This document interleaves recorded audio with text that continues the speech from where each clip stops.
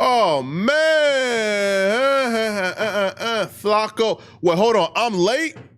Am I late? Hold on. Oh no. I'm not late, man. What y'all talking about, man? What y'all, man? Yo, listen here. Who's in here, man? Who's in here, man? Who's in here, man? What are we doing? Is we live? Do y'all hear me? Is we good? Nah, man. Yo, where y'all at, man? I don't see y'all, man. Is we live? Is we good? Do y'all hear me? Can y'all hear me? Is we live? Is we live? Is we live? Is we live? Is we good? How's the sound? How's the sound? How's the sound? How's the sound? How's the sound? Is we live? Is we good? Is we good? Is we good? Is we good? Man, cover that call. Man, come on, bro. Y'all know that call being covered, man. Man, why you even man, why you even asking, man? Hey, man, why you even asking if the call being covered, man? Man, come on, bro. Has Flacco ever, man, listen, man, has Flacco ever let y'all down? Has Flacco, listen, man, has Flacco ever shied away or skipped out on some content? Huh? Now, this ain't content. But has Flop, man, come on, man. You feel me, getting that business done. You feel me? We, obviously we gonna cover that, man. What's up? What you talking about, man? All right, perfect, man. Audio good. We doing straight. Caroline says she can't hear me. What's up? You can't hear me? What's going on, man? Let's check real quick. Okay. It shows that you lying. Now, Caroline, you about to get banned, okay? Keep that up. You getting banned. I'm just being real. You feel me? You getting banned, okay? All right, let's go, man. Desi List says Big Flacco. HB4 Life says, let's go. All right. Scoop Lou says, yer. JB says, Flacco, what's up with y'all, man? Yo, thanks for tapping in, man. All right. So if you guys don't know, man, first off, I'm disappointed. I'll be real, I'm disappointed. And I don't say this often because I don't think any one of us have any expectations for any of Nolan Wells' friends. I'll be real, even Javon kind of disappointed me. I seen Javon on TMZ saying certain things that contradicts what the family's saying. And if you're Nolan Wells' best friends, especially, if you're one of the black homies, bro, you supposed to, I ain't saying be dishonest. I ain't saying don't tell the truth. I'm saying you're supposed to check in with the family to figure out, what's going on, right? Because you don't know the methods. Maybe they saying certain things to get certain dust kicked up. If the police allow to deceive and manipulate, the family allowed to deceive and trick these white boys into coming out and saying what they got to say, right, to solve this Nolan Wells case. I was disappointed when I checked Brandon's Tatum page today. Now, we already went through the first Officer Tatum interview. Bro, we debunked it, right? Like, we debunked it. Come on, bro. We debunked it. We exposed dude for being a liar, caught him in like 5 different contradictions. At some point during the interview, we caught Nolan Wells' friend laughing. And the laugh came after Tatum asked him, was Nolan Wells involved in a fight or an altercation? So, of course, I'm not shocked that any one of the friends would be dishonest, would be like, I don't know, man, like a snake, a liar. But I expected more from the black friends. I feel like in this situation, especially in this situation right here, they should see themselves through Nolan Wells. Even if they don't look at Nolan Wells as one of their best friends or best homies, they should see themselves through Nolan Wells. The only difference between them and Nolan Wells is the day, homie. That's the only difference. Tomorrow it could be you. Yesterday it was Nolan Wells, but tomorrow it could be you. So I expected the black friends to at least have a different type of solidarity, right? A different type of solidarity with Nolan Wells' family, with Benjamin Crump. But I'm watching the very little I see of this Officer Tatum interview, this black friend is standing in solidarity with everything other than blackness. His problematicness extends beyond this Nolan Wells situation. This dude, him being problematic and his issues extend far beyond Nolan Wells. This brother is an Uncle Ruckus if I ever seen one. Now, I could call him that because he's over 18 years old, right? He's like 19 or 20. No. This black friend might as well just be a white friend. Yo, I've never seen a greater Uncle Ruckus than the Uncle Ruckus I've seen during this Officer Tatum interview. Straight up. And if this was Nolan Wells' black friends, then goddamn Nolan Wells ain't have a friend, man. Because you doing an interview instead of talking to the family, and during your interview, you act like you got an attitude with the family for seeking justice or seeking help.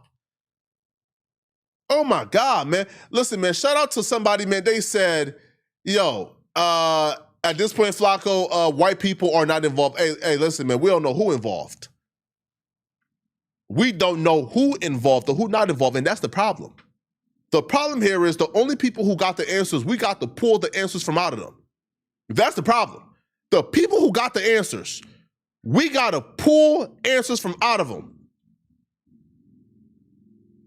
The other dude, Warren, now,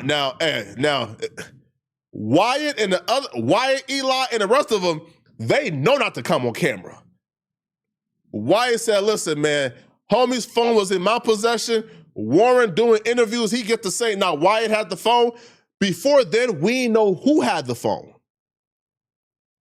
So they already tell it on each other. But the other friends are smart enough not to come out and speak. Warren did an interview in 5 different contradictions. 5. The biggest one is, hey, the last time we seen Nolan, we was calling for him, but he never came. And Katie can confirm. Katie actually sent us a text and told us the last time she seen him was when we was calling for him. Huh? Wait, hold on, bro. Y'all said that he stayed with Katie. Katie said the last time she seen him was when y'all was calling for him and he left. Huh? Oh. Completely bypassed and skipped over that, though. So let's get to this interview, man, okay? So this is one of Nolan Wells' black friends. Now, I'll be real, bruh. I don't want to stereotype, okay? Right? I don't want to be...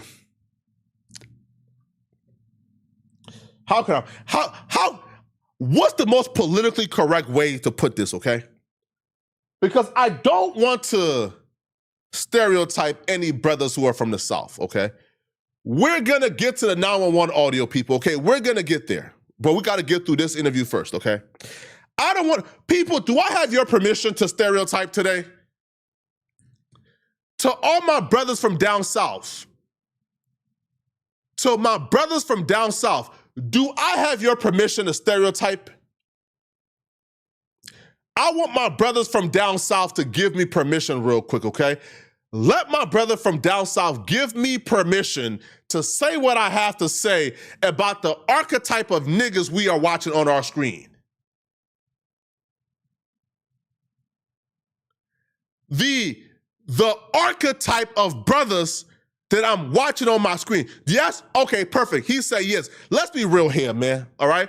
When we see a brother in a brass pro hat, in some dirty jeans, in some work boots, and a t-shirt, we know what you are. I'm sorry, okay? Y'all gave me permission to stereotype, so we gonna stereotype them. This brother right here, who we watching on our screen, who we about to watch, one of Nolan Wells' black friends, come on, bro. We know his type. The brother got on dirty jeans, a dirty t-shirt, some work boots, and a backward hat, man, in the deep South. We know who you are. We know who you are. We know your type.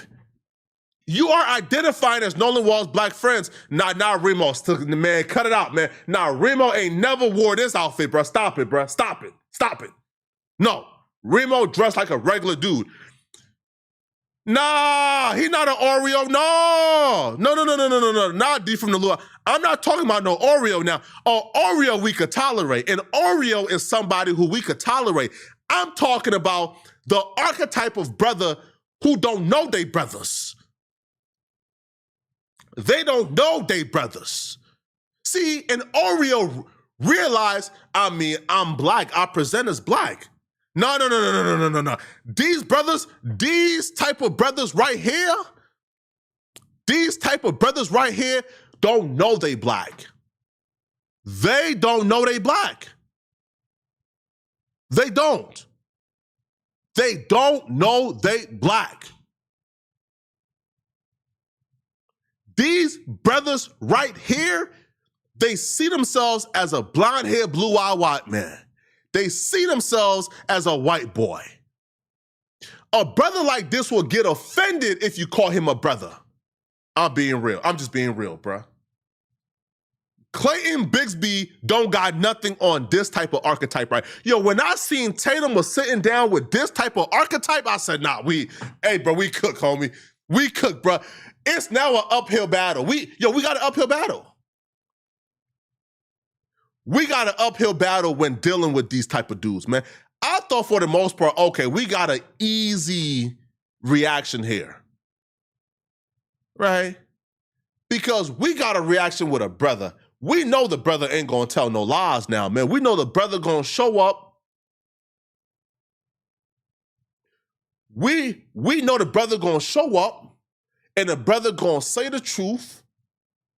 And it don't matter if he gonna hurt them white folks' feeling or expose them white folks. He gonna show up and show the truth and represent his black brother who passed away.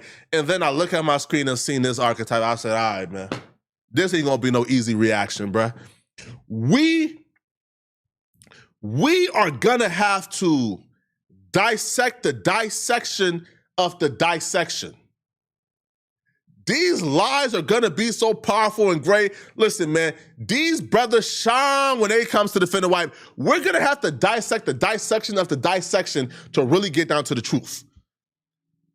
If you thought the white man was bad, if you thought that white boy Warren was bad, wait till you recognize who we are dealing with this archetype of brothers. Oh, let's get to it, man. Let's get to it, okay?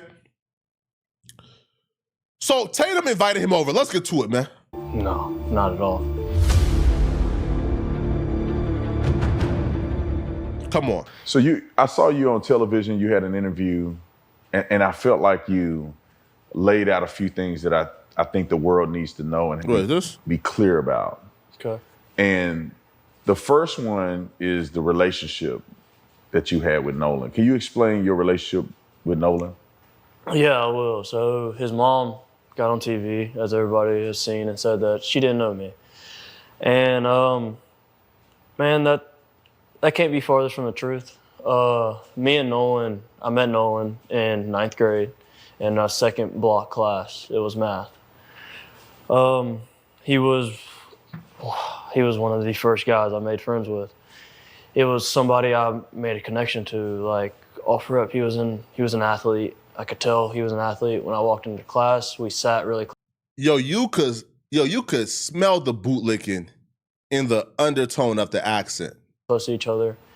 And all he did, he turned around and asked me for a pencil when I first met him in 9th grade when I moved to Ocean Springs, man. It was tough, and the relationship there has always been best friend in my eyes. I never wanted to take away how close somebody else was with Nolan, but Nolan was my best friend. That was a guy I knew I could call at any point in time. Yo, this is the best friend, by the way. If you guys don't know, this is the best friend where when the mama was on the griot, they asked her, yo, is this Nolan's best friend? And the mama said, hell nah, I ain't never met that dude before. We don't know who that dude is. Also, peep, when Warren was asked about Nolan, what did Warren say as well?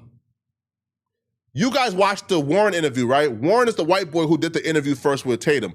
When Warren was asked about Nolan, they all got the same script. Nolan was my best friend. Bro, how many best friends Nolan got, bro? Yeah, I thought the word best friend meant something. When Warren was asked about Nolan, the first thing out of Warren's mouth was, Nolan was my best friend. Blood couldn't make us any closer. Javon, Warren was my best friend. Blood couldn't make us any closer. Warren, Nolan was my best friend. Blood couldn't make us any closer. This dude, Warren was my best friend. What, huh? Listen, how many best friends do Nolan got? Because at this point, bro, it sounds like the best friend, the best friend is like an alibi now, bro. The best friend is an alibi. My best friend, that was a guy I knew I could call at any point in time. He called me at 11 o'clock on the 4th to see where I was parked at. Man, me and Nolan have countless nights of him giving me advice on my girlfriend, on my life in general. Nolan has been the only friend, and I love my friends and my best friend in this group of guys, but Nolan has been the only person that ever tell me, like, he's proud of what I've done. He's proud of how hard I worked. He's proud of me going overseas to go play ball. That was my guy. Like, that was my best friend. So that black brother spoke life into you. So the black brother spoke life into you, and you on here about to go against his family, about to sit down with a man who has disrespected his mother. So that brother spoke life into you. That brother made you confident. He breathed life into everything you're doing. And you're sitting on a platform after he is dead with a man who has disrespected his family and his mother. Man, hey, man, that was not your best friend. When the media activists are coming out and alluding to the fact that you may have something to do with what happened to Nolan on that day.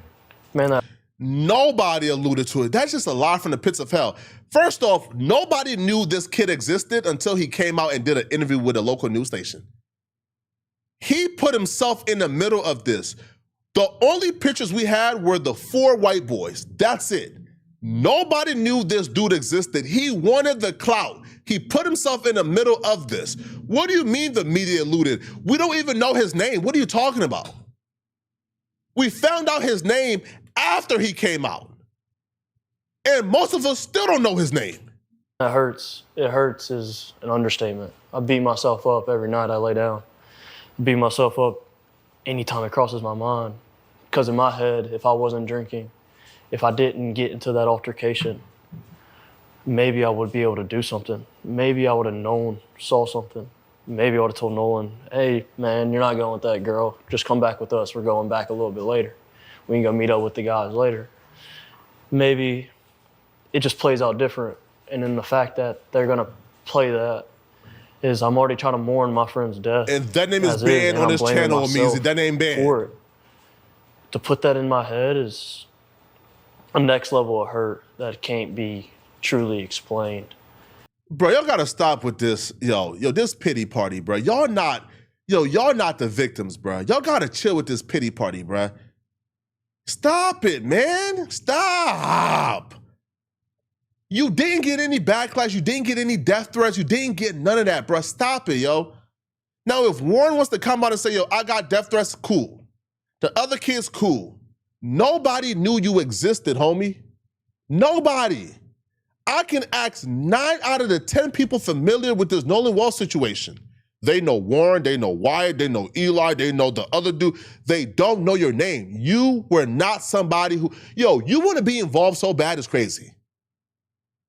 It's crazy, yo. What's wrong with y'all? If you don't want to be involved, take a back seat and shut up and do your thing. Go about your day. But you want to be involved so bad for some reason, and I don't understand. They're like, bro, we don't know who you are. A next level of hurt that can't be truly explained. Because man, he not sad, bro. Man, it's hard to put into words. Generally, it's backstabbing from a sense of a community that I thought I had cloud chasing with my skin color, and they stay so strong together. And I'm supposed to be one of them, but I come up and I speak. And now I'm the person to blame. Now I'm not dark enough for them. I'm not black enough for them. And now I'm the... Oh, shut up. Bro, listen, yo, I know who you are, bro. I know who you are, bro. I know who you are. Yo, there's 2 type of interracial people. And we're going to be honest here, bro. We're going to be honest here, people. Do I have your permission to be honest? There's 2 type of interracials. There's the Colin Kaepernicks, and we know who they are, right? The Colin Kaepernicks, and then there's brothers like this. Listen, a biracial person can only go 2 ways, yo. A biracial can only go 2 ways, bruh. You either on code over the top or you off code over the top. Colin Kaepernick, with the afro, Colin Kaepernick is militant. Yo, look at the light-skinned brothers, Malcolm X. The biracial brothers are usually on code and super, they more pro-black than most people. And then you have dudes like this. You got the logic type, right? Where their entire identity is black folks ain't accept me. Black folks never accepted me. I wasn't black enough. Bro, you've never heard that from nobody, bro. Bro, you live in Mississippi. How many black folks in Mississippi to oppress you? So you don't got no stories of when white folks oppress you, but all of a sudden, I wasn't dark enough. Now he's talking about me or talking about other people involved in this Nolan situation. He's saying that when he came out, that because we did not accept his black tokenism, when he spoke up for them white folks, that we wrong. Excuse me? You came out attempting to use your black tokenism to say, hey guys, I'm one of y'all. Believe my word, my white friends is innocent, huh? Sir, hold on, bruh. Listen, I don't know what you heard, bruh. We not looking at a black hillbilly and saying, oh yeah, that brother is on code and that brother would never, man, stop it, bruh. It has nothing to do with your skin tone at all. At all. Yo, we could tell by statements like, oh, I wasn't dark enough for him. I already know who you are. So you came out, you tried to lie for them white folks.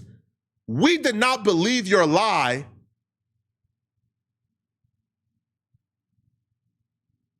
And now we are the bad guy that we did not believe your lie. Man, cut it out, bruh. Issue? It doesn't make sense. In my head, it doesn't make sense. Was Nolan, I mean, obviously you were in a friend group, but the way the media makes it seem is that almost as if Nolan was the only black person in this whole friend group. Now, they don't even mention you. They don't bring you up in this whole thing when it comes to, what happened at Horn Island. So what's your take on Nolan being, presented as like the only black kid in a group of all these white boys? That don't matter. But rather it was one black guy or two black guys in a friend group of 50, it doesn't matter, bro. The ratio was still outnumbered. That's crazy, man. I know we've spoken a little bit, but that friend group that I'm a part of to this day was the first friend group I was in when I moved to Ocean Springs as a new kid coming in. I never knew any of them. Right, two, not one. Cut it out. I known one, kind of, sort of, back from grade school because we went to the same private school together. But that was it. That was it. And him being the only black person, minority, any of that measure is insane. Our friend group is diverse from the max. Like, we have a mixed guy. I mean, we had Nolan in our friend group. There's an Asian a part of our friend group. And man, come on, bro. Man, hey, bro, don't do that, bro. Don't do that, man. No. Listen, yo, we learned from the Carmelo Anthony jury box. We learned from the Carmelo Anthony jury what thinking Middle Easterns or Asian. Again, shout out to my Middle Eastern show because some of y'all be on code. Shout out to my Asians, bro. We learned from that jury, bro, that not all like skin folks is kin folks. I'm being real, bro. Don't you get to saying, hey, bro, an Asian was a part of the friend group, so there's no way Nolan Wells felt left out, or there's no ways Nolan Wells got treated differently because an Asian was a part of our friend. Excuse me, bro. But ain't Nolan like a quarter Asian too? Man, there's a Latino that they're trying to perceive as white. He's truly authentic Mexican. His parents are from Mexico. Bro, Mexico is a nationality, sir. Mexico is a nationality, sir. You can be a white Mexican or a black Mexican, man. Cut it out, bro. Listen, man, y'all getting distracted. Bro, get to the meats and potatoes of this, bro. What happened to Nolan? Who killed Nolan? Or who provided Nolan the alcohol that made Nolan accidentally drown, according to y'all, right? Bro, get to it, bro. Bro, all this race talk. Listen, y'all bring up race more than us. They came over legally and they did everything right, and he's been here since. What? Yo, dog, I told y'all what type of black man we dealing with, bruh. I told y'all what type of black man we dealing with, bruh. He brings up a Mexican, and the first words out of his mouth was, he came here legally. What does that have to do with this? What? It blows my mind because our friend group is not a friend group that sees race. Our friend group sees what good you do for other people, what good you bring, and how the type of person you truly are. He came here legally. And where your morals lie. That's one thing in common. Me and my friends might not agree on everything, but our morals align. Our morals know. So for them to even make that narrative up really shows you have no idea what it's like down here on the coast. You have no idea how tight-knit Ocean Springs as a community is. Bruh, listen, bruh. Hey, bro, you can't tell me he ain't want to say the N-word, bruh. Y'all have no idea what it's like on the coast. Who y'all? Huh? You don't Who understand y'all? it. You don't see the thousands of kids in the high school football stands cheering their team on. Nobody cares what color you are. Oh my God. We're there to have fun. And yo, say that to the countless black folks being hung in Mississippi, bruh. Yeah, they don't see color up there, huh? Man, all right, man. Yeah, nah, man, they don't see color, man. All right? That's the different black person getting found on a tree every weekend, bruh. To just live. And that's how Nolan lived. That's how I live now. I've grown up and I have more big boy stuff, but in high school, all I cared about was going to hang out with my guys. And I mean, on a personal level that leads off of it, is like, it got me in trouble with my girlfriend just because I wanted to be with the guys. Yeah, Mississippi guys. I never once thought, man, they look at me different. Man, I'm kind of an outcast to them. Wait till you hear their conversation about you when you're not in the room, sir. No. All their moms have always welcomed me with open arms. Anytime I needed anything, I knew I could call them and their parents, and they would do anything in the world for me. Wait. Hold on, bro. Hold on. Stop right here. Stop right here. Stop right here. Hold on. What did I just hear? What did I just hear? Welcomed me with open arms. Hold on. Anytime I needed anything, I knew I could call them and their parents. And they would do anything in the world for me. Oh, I'm glad you said that. Hold on. I'm glad you said that, bruh. Contradiction one. This man said Nolan Walls was his best friend. He said he was not closer to anyone more than he was closer to Nolan. He said the other dudes, he could call them, he could call their families, he could call their parents, and their parents were there for him whenever he needed their parents and him. But Nolan Walls was his best friend, and he ain't never met Nolan Walls' parents. Nolan Walls' mama said, I ain't never heard of this dude. I ain't never seen this dude. Nolan never talked about this dude. So Nolan Walls was your best friend, but you couldn't reach out to his parents. You've never talked to his parents. His parents don't know you from a can of paint. You ain't never been to Nolan's house before. But the other dudes who you weren't close with, who you want to make us believe you got no reason to lie for them because y'all weren't that close. You was more close with Nolan, but somehow their parents was always there for you. Their parents were the ones that you could call. They were the ones you could call. But Nolan, your best friend, you've never met his man. All right, man. Yo, bro, y'all got to get more creative with these lies, homie. So with Crump pushing this narrative, it's wrong. Yeah, it's completely wrong, especially about our friend group. Yeah, I find it, especially after talking to you, meeting some of the guys, that it seems like there was an agenda. But can you walk us through just your perspective from that day? I don't know if did you go with them initially? Were you a part of the group that went to Horn Island? So I wasn't, clear that up. No, I was not on the boat with them. Yes, I was a part of the group that was supposed to go out. Oh, wait, hold on, bro. Hold on, cuz. Hold on, cuz. Hold on, bro.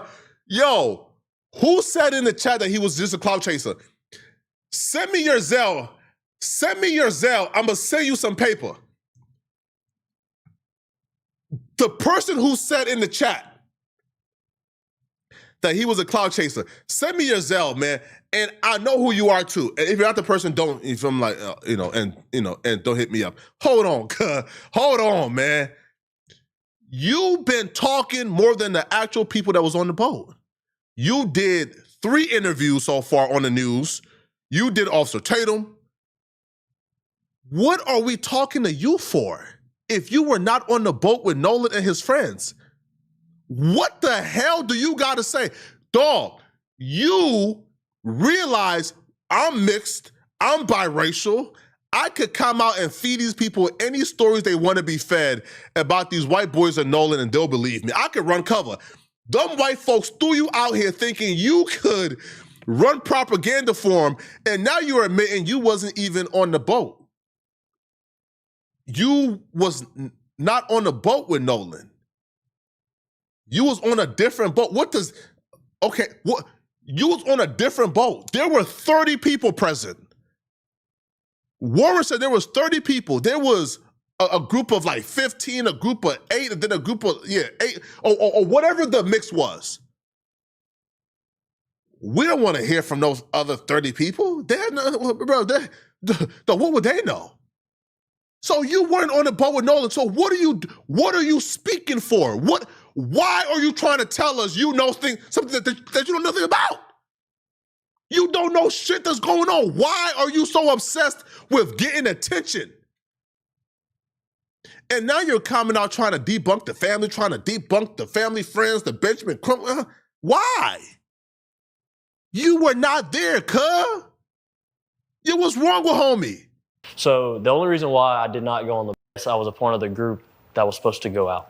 Okay. So the only reason why I did not go on the boat is I was offered, I got begged to go, but my uncle, we also took 12 people out on our boat, not including us two, so 14. And my uncle knows the passengers wouldn't have helped. Generally wouldn't have helped with anything. With that many people on a boat, you need a little bit of help. So my uncle was like, hey, can you just ride out with me and you can go do your thing throughout the day on the island? I don't care. I don't need you. He wasn't even a part of the group of friends who left. Somebody in the comment section said he might have been part of the other. He wasn't even a part of the other group of friends. Yo, Tatum, you should be disgusted with yourself, bro. Nasty work, Tatum. Nasty work, Tatum. Nasty. Look at the title real quick. Another one of Nolan Wall's best friend breaks silence, tells the truth about what really happened. He don't know shit that happened. What are you talking about? He don't know what goddamn thing that happened. What are you talking about here, bruh? What? I just nasty need help work, to get Tatum. out there and then pick everything up. Oh my I know God. all these people are going to be drunk and they're not going to want to do the extras that nobody sees about going out on the boat, right? Yeah. And Tatum has no so I shame. told Wyatt that, and oops, my bad. But I told him. It's good. I told him that, and I told him everything, which was go to plan. We were leaving a little bit earlier than them. I was gonna try to have a spot saved out. And Nolan calls me at 11 o'clock. I missed his phone call. He called me twice. I missed both of them. I saw Wyatt and Nolan on the boat. They pulled right in front of our boat, and they were screaming. I turned my head and I was like, yo, there's a spot over there, where they end up anchoring out. I helped them set their stern anchor. From the time they showed up until now, going back to it, 20 minutes before they left, I was with them. That's who I was with. I spent all day with them, minus the morning time before they got out there. But from the time they got out there to the time they went back in, I was with them. That was... Wait, pause though. But you just said, no. Again, folks, you got to be, y'all got to pay attention, bruh. These folks is dangerous. These these folks is dangerous. Pay attention. Pay very close attention. Okay, there's discrepancy in everything they say. Pay attention. Until now, going back to it, 20 minutes before they left, I was. So he was with them up until 20 minutes before they left the island, right? Those were his words, right? They was there until 20 minutes before they left that island. Those are his words, right? 20 minutes before they left that island. Now watch what he changes to. I was with them. That's who I was with. I spent all day with them, minus the morning time before they got out there. But from the time they got out there to the time they went back in, I was with them. Those are my friends, man. Those are my guys. Yeah, I want to get a few more details. I'm sorry about that. I know that. Yeah. Wait, 1 second. Read But quick. from the time they got out there to the time they went back in, I was with them. How? So again, he says 20 minutes before they left was the last time I seen them. And then he changed it up to from the time they left, from time they got there, from the time they went back and left, I was with them. And I don't think he changed it up by accident. I don't think he misspoke. I think he realized, oh, damn, okay, if I was with them 20 minutes beforehand, then I really don't know what happened with Katie. I really don't know what happened with Warren, because they said they were trying to leave abruptly. And they told Nolan, hey, bro, come over here, bro, or else we done, we leaving. Katie says the last time she seen Nolan was when they was waving him over. So if you didn't see them until 20 minutes beforehand, then you have no idea what took place. You have no idea what took place when they called Nolan over to the boat. You have no idea whether or not Nolan was on that boat. You have no idea how Nolan went missing. You said you seen him up until 20 minutes before they left. Then you have no idea whether or not Nolan left on that boat. You have no idea about the details that we really want to know. But then you quickly changed up and said, oh, I was with them until they left. No, hold on, cuz. You said 20 minutes beforehand. Those are my friends, man. Those are my guys. Yeah, I want to get a few more details. I'm sorry about that. I know that. Yeah, go ahead. I know that you were all over the news because there was a perceived fight. People, this is the thing that gets me, and I want to clarify this. When I saw the video that they put out on the internet claiming that Nolan was saying, give me my effing phone back, the coach came out, Nolan's coach came out and said immediately he knew it wasn't Nolan's voice. And obviously it wasn't Nolan's voice because you were the one that was me yelling, yeah. in there yelling. You got into an altercation with somebody. What happened after that? Like, put me in your place where the fight is over, whatever happened. Nolan is somewhere, you're somewhere, you're hanging out. And when was the last time that you saw Nolan before you left Horn Island? So, after the fight, I didn't stay on Horn Island much longer. So the objective, I was really upset. So with you hearing me yelling, my uncle had told me to get on the boat and wouldn't let me back off the boat. Obviously, I was really mad and I wanted to fight, wanted to get what wasn't smart, man. Mm-hmm. And so I was on the boat, I'm yelling, and shortly after that, I left the island. I left. Hold on, bro. This is the second time we heard of a fight. The first time Warren said his brother got punched in the face by some dude, and then he punched the dude back and put the dude in a headlock. He's saying he was a part of a fight. Y'all don't think there's something that they're not telling us, bro? Yo, what are the odds here? Again, y'all tell me this, okay? What are the odds this dude was in a fight? Warren and his brother was in a fight? Other people of the friend group were in an altercation? But Nolan was not a part of no altercation? Nolan wasn't part of no fights, no nothing?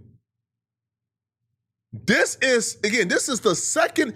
This is the second straight interview.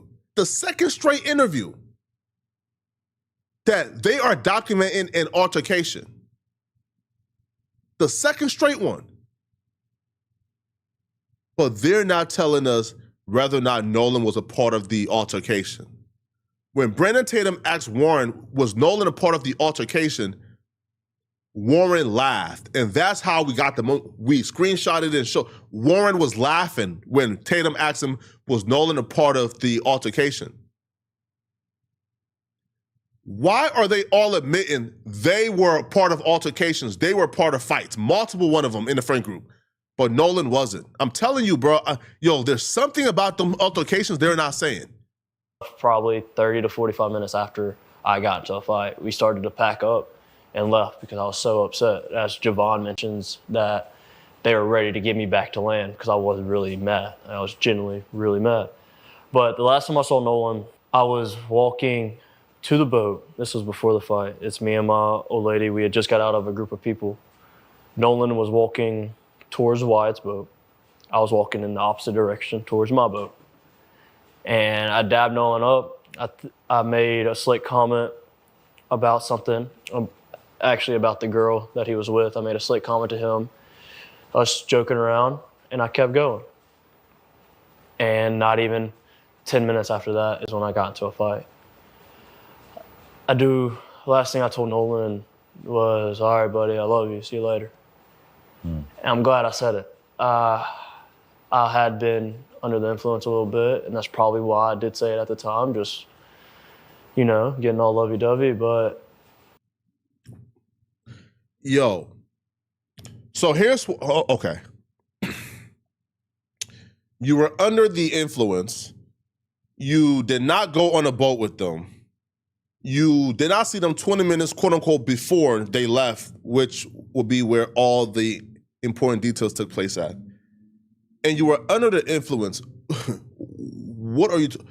Why are we listening to you? Why?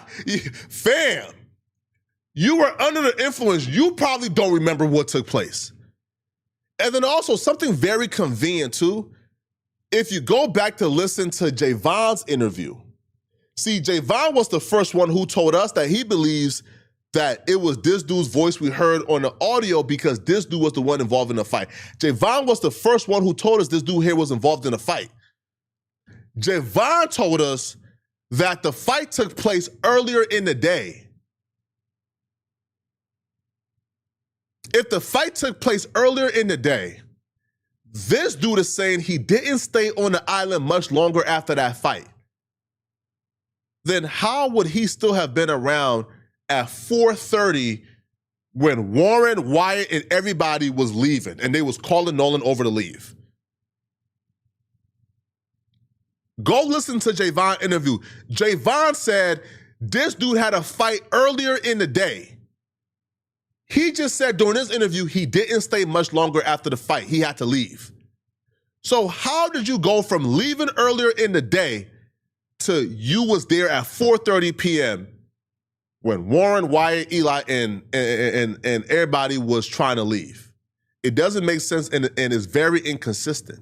Everything about this is inconsistent. Also, bro, you were under the influence. I don't want to hear nothing about what you got to say, bro. You ain't witnessed a goddamn thing, bro. You was under the influence.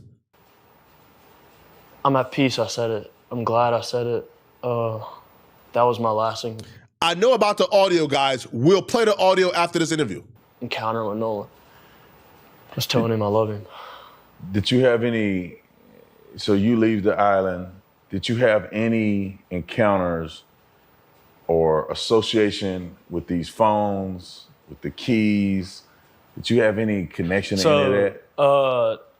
I did not. So what I know, Warren started, I got my first phone call from Warren at about 9:20. I didn't answer it. I was asleep. I'd been on the boat all day. I didn't feel like going to party anymore. I went to bed. So I got my first phone call about 9:20, and I didn't wake up again until a little after 11 o'clock. And that was to my brother coming in the room being like, hey, Warren's trying to get a hold of you. You need to answer the phone. They're looking for Nolan. And I'm half awake and Wait, I'm confused. If you left the island early because you had a fight and you was off the boat, why would Warren reach out to you when Warren was the last person to see him? Wait, hold on, bruh. I'm so confused. You said you had to leave early. You said you left because you got into a fight. Why would the people who seen Nolan Wells last, why would they call a dude who left the island well before them? How does that make sense? Why would they call you? Like what would you know about Nolan's, right? What would you know about Nolan's whereabouts? Now Javon stayed on the island. Javon was on the island after Warren and everybody left. So understandable you called Javon. Right? Like understandable, like you called Javon because Javon was on the island when y'all left. But if this dude left the island drastically earlier than y'all, which again, I'm not buying that 20 minutes before. Because Javon said you left the island early. Because you got into the fight early. You said you left the island early as well. So you left early, but stay, man, cut it out. Why would they be calling you? You would know nothing about Nolan whereabouts because they left Nolan, quote unquote, on the island when you were home. What? I pick up the phone, and by this time, nobody had came to the house to grab anything. And Warren gets on the phone, and he's just like, hey, man, he was like, hey, have you talked to Nolan? Anything else? I was like, no, I haven't talked to him, man. He was with that girl. They had Nolan's phone. Why would, wait, pause, bro. Why would they ask you if you have talked to Nolan when you left the island early? They had Nolan's phone. If they believe Nolan is trapped on the island, how would Nolan have talked to you when they had his phone? He was like, hey, have you talked to Nolan? Anything else? God, I was like, bro. no, I haven't talked to him, man. He was with that girl last time I knew. And he was like, okay. He was like, man, we can't get a hold of him. We don't know where he's at. And I was like, man, it's Nolan. He's probably just out somewhere with that girl. Like, get a hold of the girl, you'll probably find Nolan. It's no big deal. And he was like, all right. He was like, but we're starting to freak out. We're getting on the phone with Coast Guard. I was like, okay. And at that time, he had already talked to his mom, Nolan's mom. And he was getting on the phone with the Coast Guard. And I'd called, I need to be specific about this. I did not call Warren's phone. I called another one of our buddies' phone, and it was on speakerphone. They were all together. I was talking on my other buddy's phone, talking to Warren.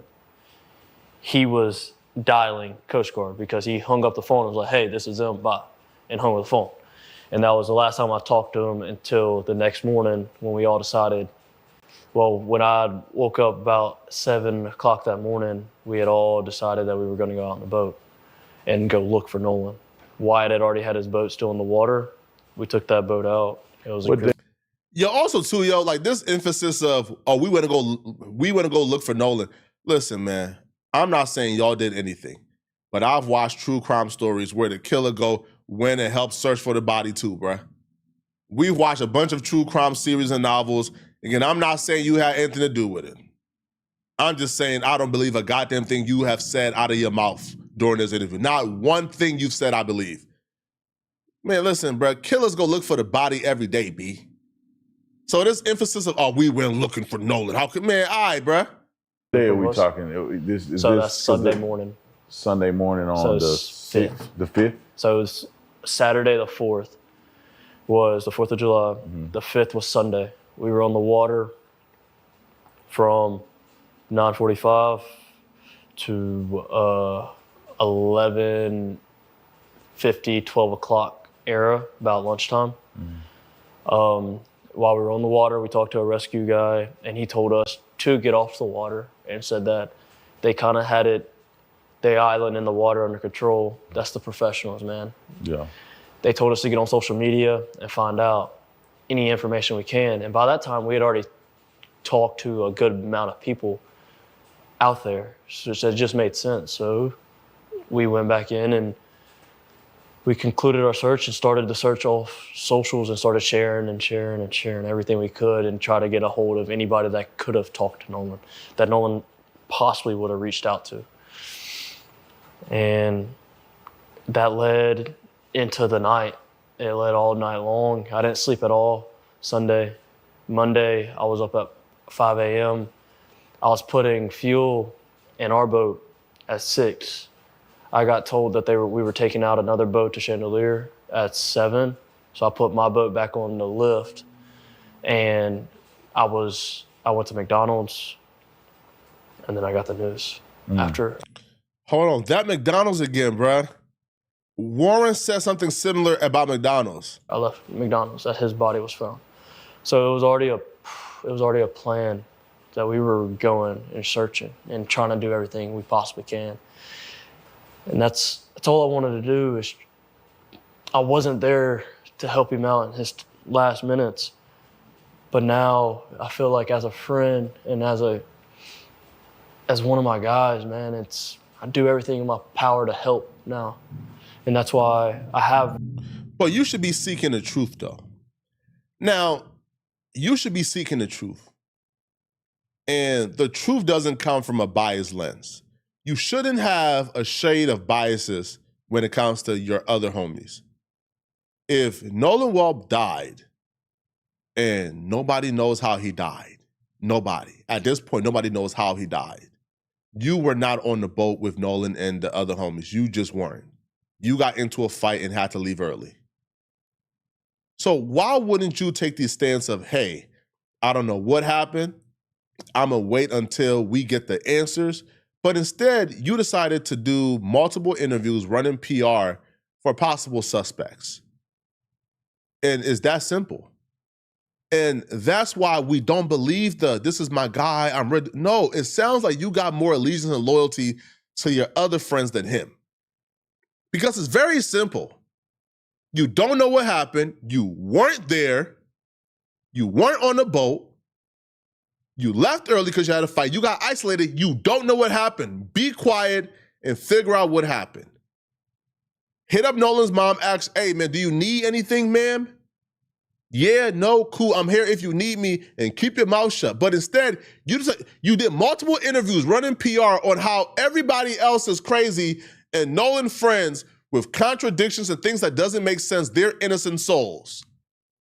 It sounds like you're running PR. So I'm not trying to hear that I'll do whatever for my best friend because you aren't doing it right now. I've reached out to the family. I have donated to the family, and I have giving them just your normal death gifts, I would say, as you pay your respects. And that's tacky as hell. Why? Hold on. Like, why are you talking about like how many gifts you can? Bro, that's tacky as hell. Do you think that's tacky? Benjamin Crump being involved in this case made it better or worse? 100,000 times % worse. There it goes. Because hey, bro, I told y'all that's that raccoon chip. I told y'all it only takes a little bit of massaging to get the raccoon chip to activate. Watch this. The raccoon chip is activating. Because why on the Tuesday after where has your civil rights been broken? Huh? Hold on, bro. First off, death gifts is crazy, right? What's a normal death gift? First off, that's tacky as hell. Why are you even talking about what you donated or gave? That's dumb. 2, what's a normal death gift? What's a gift you can give in death? I'm so confused. Like, what's a normal death gift? Again, maybe that's a down south thing. Down south people, is a death gift a thing? What's a death gift? Because I'm confused. I don't know. But the raccoon chip is activating right now, okay? And when I say the raccoon chip is activating, this man loves his access to white proximity so much that nothing is gonna get in the way of this. He don't even understand, because he doesn't see himself as us, that there are going to be underlying prejudices that probably the people who are investigating probably don't even realize. Their lack of empathy, lack of caring, because, this person doesn't look like them may play a factor. Him not even understanding that if Warren was the one that was found dead, that every single one of them will be under investigation. Every single one of them will be getting visits from the police every single day. Every single one of them will be getting pressure. Some of them might be in jail by now for giving Warren liquor to drink and that drinking being responsible for him dying, because being in commission of a crime while somebody dies gets you charged with murder. So if you were providing liquor to somebody underage and they pass away from drowning, well, guess what, buddy? You going to jail. So he don't even understand, because he's so brainwashed with the raccoon chip, that the very investigation will be different if Nolan Walls was white. The very investigation will be different. So you come in and you are criticizing a man in Benjamin Crump who has done nothing but got Tyler Perry to pay for the funeral, Colin Kaepernick to pay for an independent autopsy, raised over $750,000 for the family, brought this to national news, made a press conference, got Al Sharpton involved. That man who has done so much for your friend and his family, you are now critiquing him and criticizing him because the raccoon chip tells you any criticism of whiteness should be met with force and resistance. Yo, this is crazy, bruh. This is nuts. Because why on the Tuesday after our where has your civil rights been broken? Wow. Where has it been shown? Wow. You brought Benjamin Crump to stir up a community that's already tight-knit. Yeah. What? What? If I'm Nolan's mama, bro, you ain't never, ever in life coming back around, homie. We don't ever want to talk to you. You think, they said he had the audacity to say, you brought Benjamin Crump to stir up a community that's already, what? Rewind it back, man. Who are you talking about, sir? Civil rights been broken. Watch this. After our where has your civil rights been broken? Where has it been shown? You brought Benjamin Crump to stir up a community that's already tight-knit. You brought Benjamin, oh, no.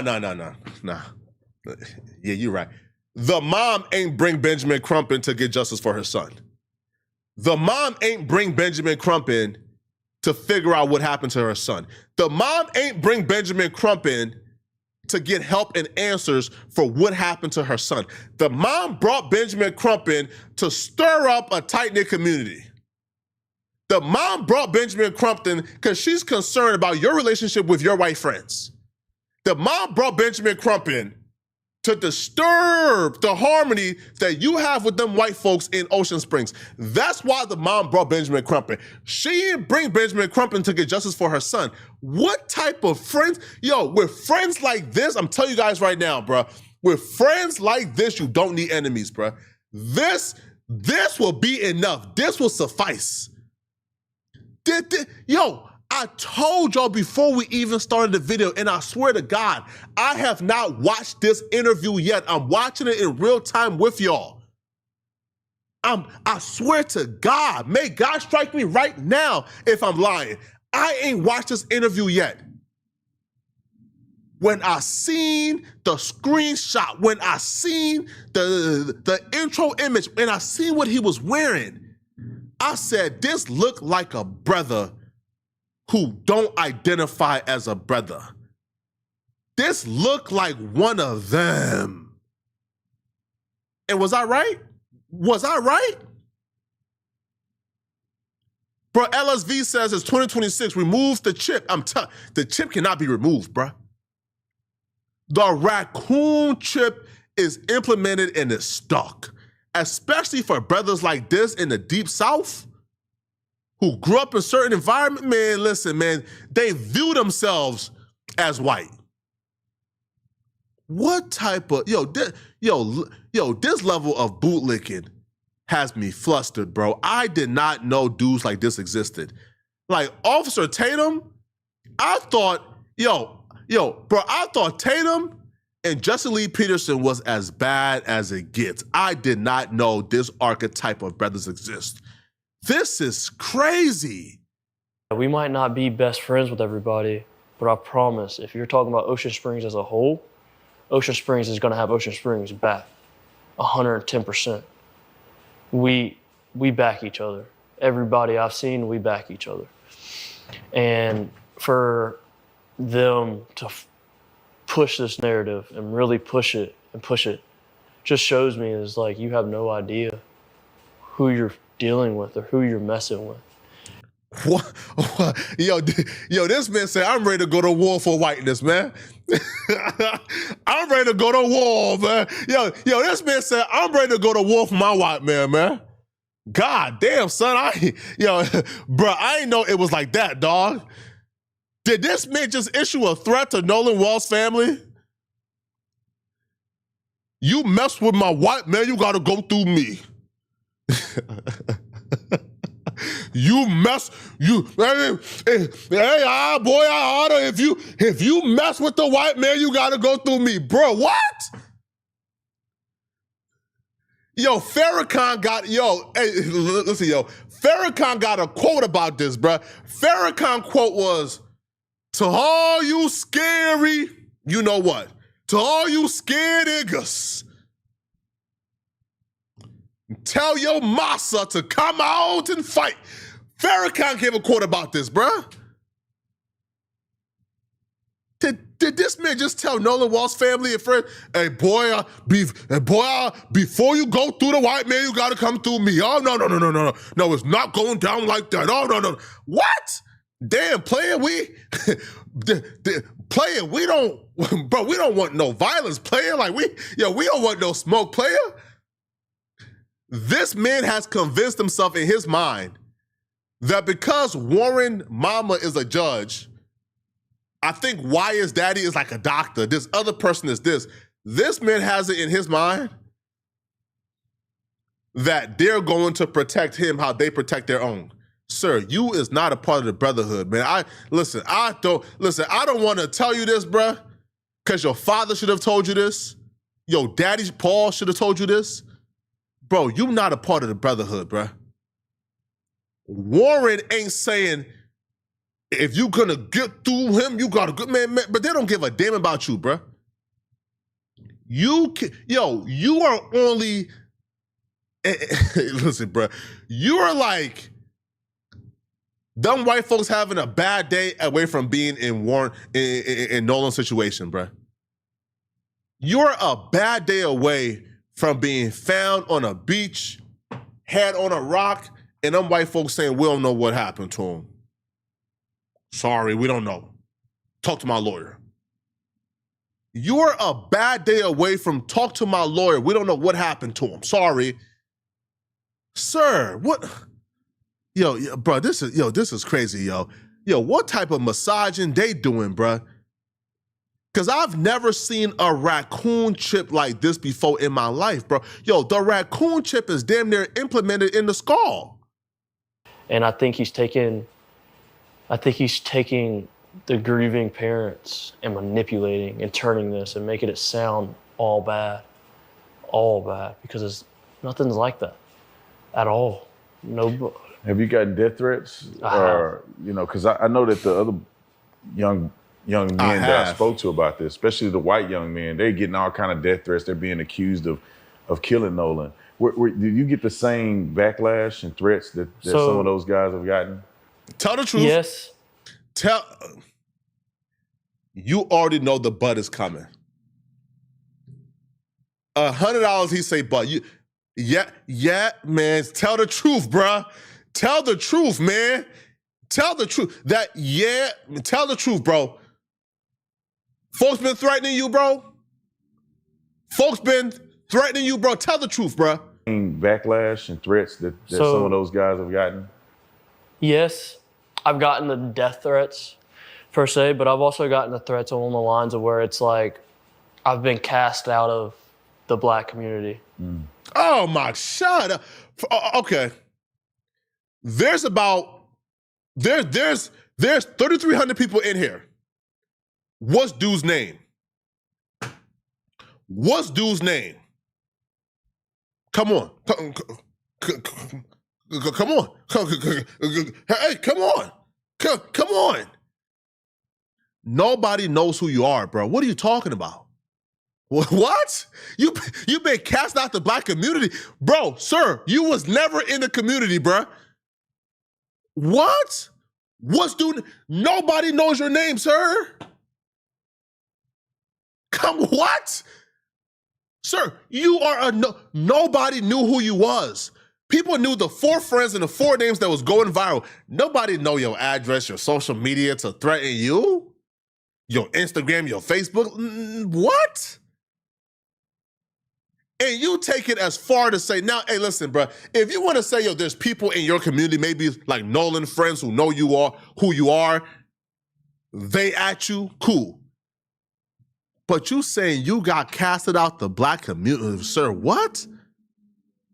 Yo, I'll be real, yo. They brought this dude here for a specific reason, bruh. Tatum, you should be ashamed of yourself, man. You should be ashamed. Yo, from the pits of hell, you should be ashamed of yourself, Tatum. This kid, I think, was brought for a specific reason, bruh. Because ain't no way on planet Earth anybody is listening to this and thinking this makes sense. The black community who did not know who you are is somehow ostracizing you and sending you death threats, even though 99.9% of people who is tapped in with this case do not know your name or who you are. I've gotten the death threats per se, but I've also gotten the threats along the lines of where it's like I've been cast out of the black community. Oh my God. I've been called white. Oh my God. I've been called a wetback. Oh my God. All these things. I've been sent photos of me and my grandmother, and they've been told that she's the devil. She's just looking for the time to kill you. You need to be careful and blah, blah, blah. And it's like, man, if y'all want to know the story, the only people that showed up for me in my whole life has been my white side of my family. Come on, bruh. Come on, son. Yo, hold on, bruh. Hold on, man. So we've gone from investigating, again, we gone from tells the truth about what really happened to Nolan Wells to this dude I'll be real, yo, this right here is a CIA agent, bruh. To now you're using a platform as big as Nolan Wells to tell us how black fathers ain't ish, how the black community ain't ish, the black community deserted me. They deserted me. It's the white folks that have my back, and I'll be damned if y'all attack them good white folks. Ah, come on. Listen, bro. I promise you, cuz, we don't care about your relationship with the white folks, bro. We not here to mess it up for you, man. If you think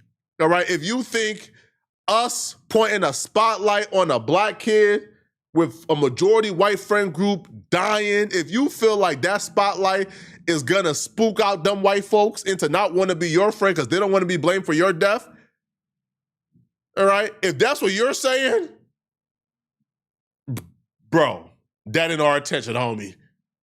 This man is dead terrified that us pointing a spotlight on Nolan Wells' death and the obvious circumstance of black kid, white friend group, missing, lawyer up, not saying nothing, we don't know what happened.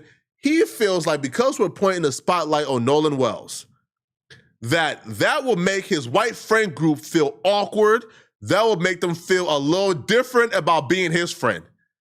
Because listen, I can almost promise you, bruh, Dumb white folks who's been investigated for Nolan's death, man, them white folks is probably say, man, y'all better not have no more black folks over, man. Y'all better not have no more niggas over this crib.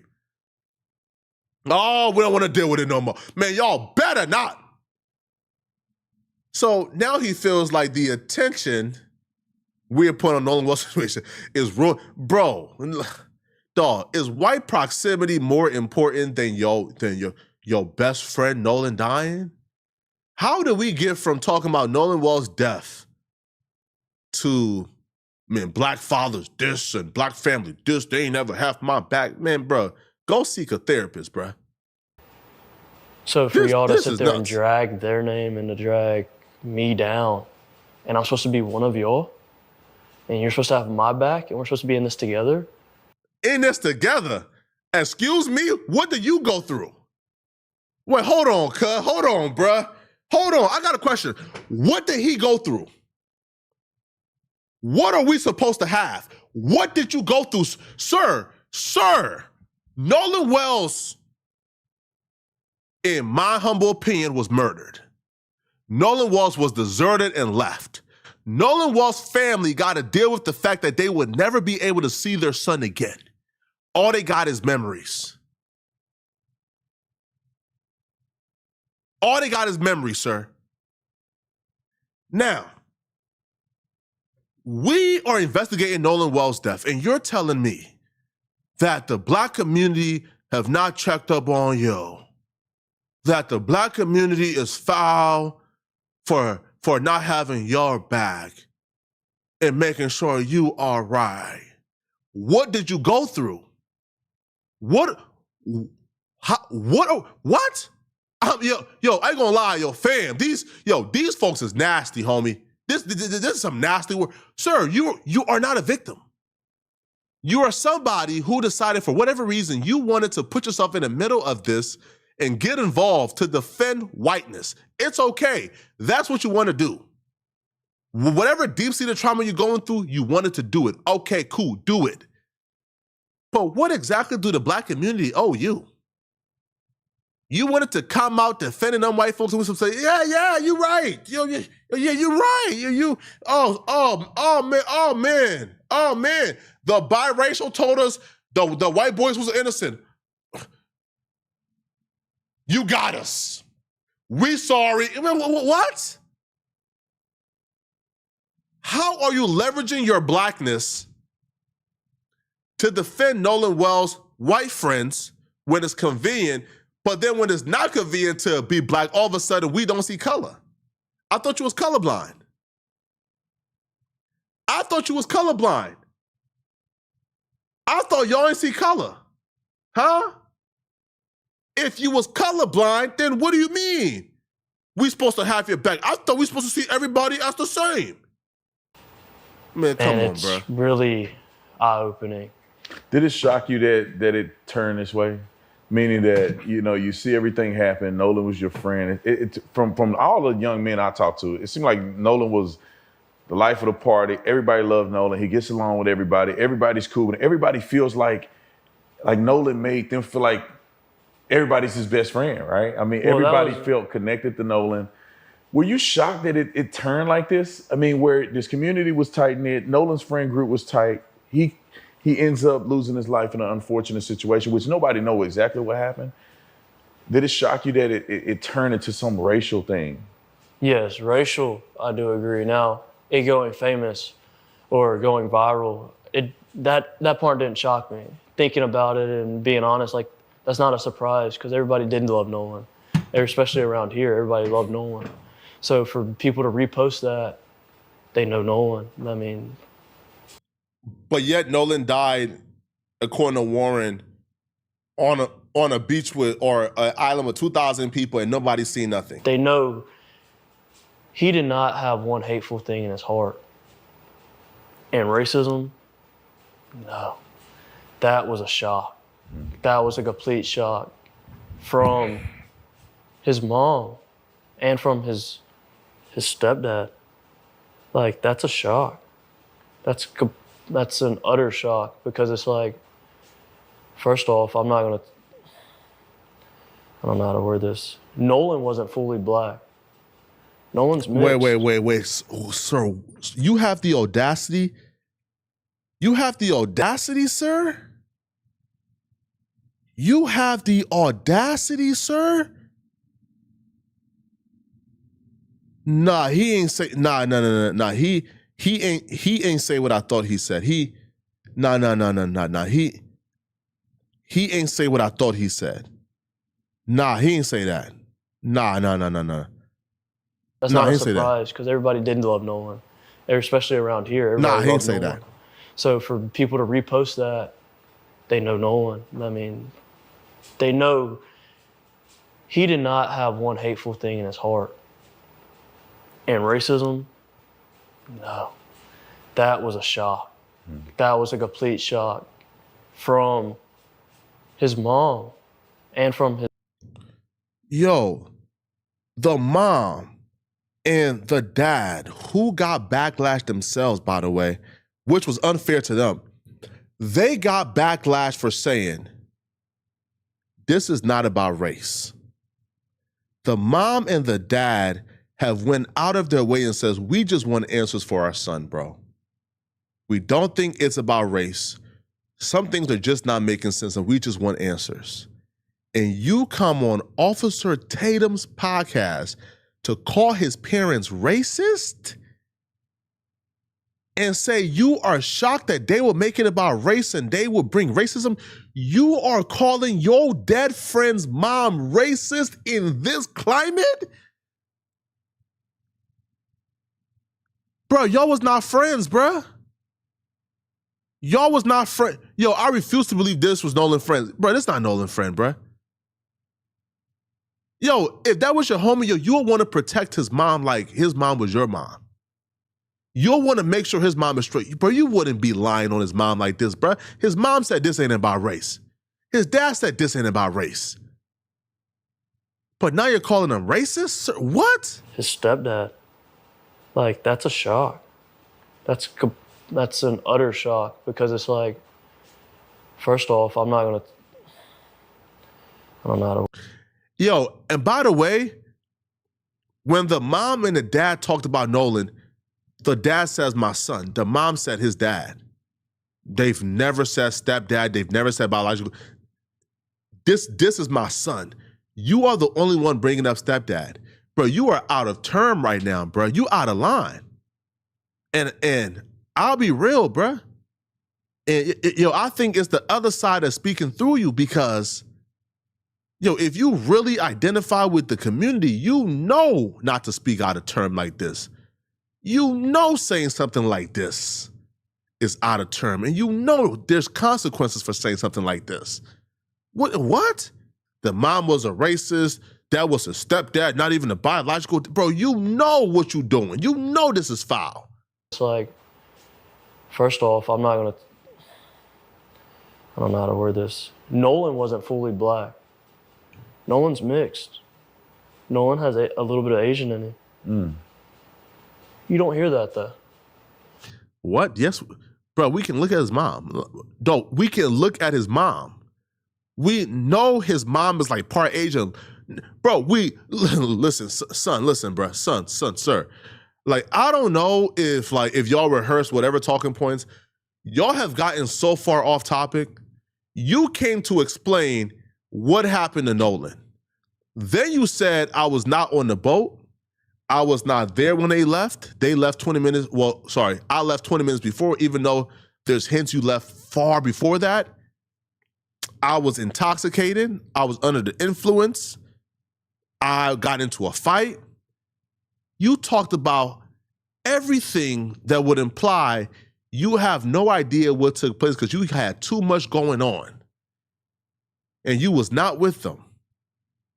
But now you're pivoting to something that has nothing to do with Nolan's death. Now you're talking outside of your body. We can look at his mom and tell she's mixed with something. What are you talking about? And what relevance would that have in this situation? When they look at Nolan Walls, they see a black kid. So if you're bringing this up to imply that the neighborhood and the police officers and the investigators, that when they look at Nolan, they didn't see a black kid, so that would debunk the fact that they treat him different because he's black? No, bruh. When you look at Nolan, you see a black kid. Nolan was what, like 75, 80% black?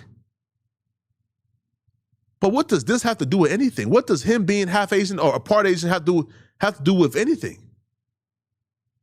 Oh my God, bro. Bro. These people is nasty, bro. Like, you don't. So to turn it as like somebody's harping down on Nolan because of the color of his skin, you don't know us. You don't know our community. It's crazy that people are just running with a lie. And it's so easy for people to believe it from the outside, looking into Mississippi's history, per se. But it's like, you're looking at history. Let's go to each state's history. I bet they're not the best with black people. Like, people change. You learn history. Sir, did this man say Mississippi changed? Hold on, bro. Did this man say Mississippi has changed? Let's go to each state's history. Let's do it. They're racist too. I bet they're not the best with black people. Sir, are you... Sir, did this man just... Nah, son, come go ahead. People change. You learn history so you don't repeat it. Everybody knows that. What's the craziest lie that you've seen floating around there about this situation? I know there's a lot of mysterious things, but like, what to you, what's the craziest thing that you've heard somebody say about this? That my buddy in the photo was his lover. That was wild. That's been the. Nah, that's Charleston White who said that. Now, hey, I'll be real. Okay, I'll be real. Listen, this is the first thing he said that was sensible during his interview. Charleston White said that. Charleston White said that, and Charleston White was lying. So, in that, okay, again, he's not lying in that regard. Charleston White did say that, but why would you bring that up? Why would you mention that on a plot, right? Like, why would you even, all right, why would you even give light to that on this platform? Now, bro, that's wild, homie. Like, that's wild, okay? But brother, Mississippi have not changed a goddamn. The Deep South have not changed a goddamn. There are black folks being found lynched and hung from a tree probably every other weekend, bruh. It has not changed not a goddamn bit. Say about this? That my buddy in the photo was his lover. That was wild. That's been the utmost craziest, because it's like, what? Like, where'd you get that from? Yeah. Yo, hey, listen, bruh. Justice Jane, we don't hate white folks. Nobody who's on this live stream or we don't hate white folks. All we're saying is, certain things doesn't make sense. And the white folks that was present needs to answer.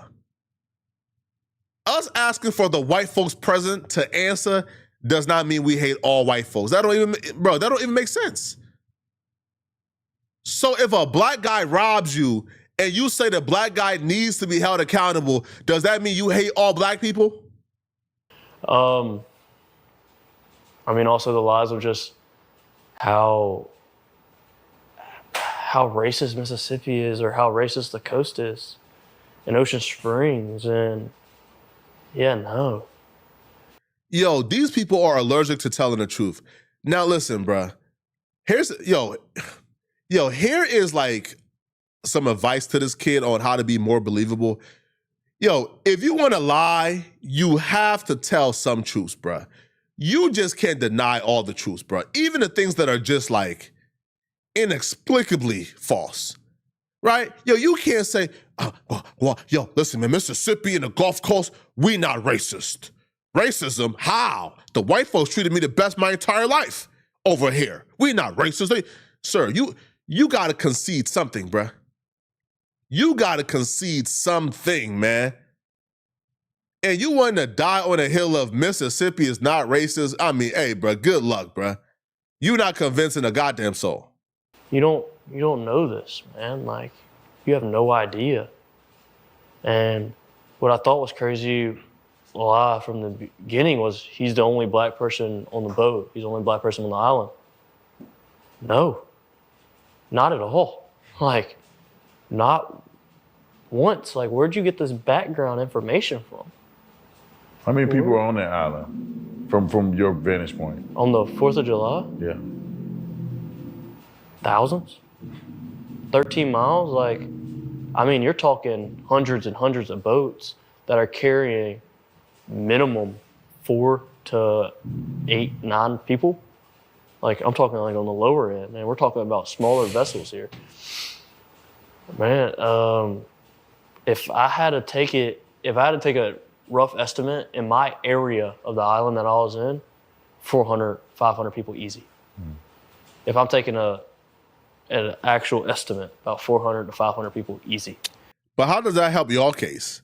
Wouldn't more people being there for his quote unquote accidental drowning be even more improbable? How does somebody drown with 2,000 people around and nobody sees him drown on an island? And by the way, the part where Nolan was at, according to Javon, according to Warren, according to everybody involved, the part where they was at, it was like knee-deep waters.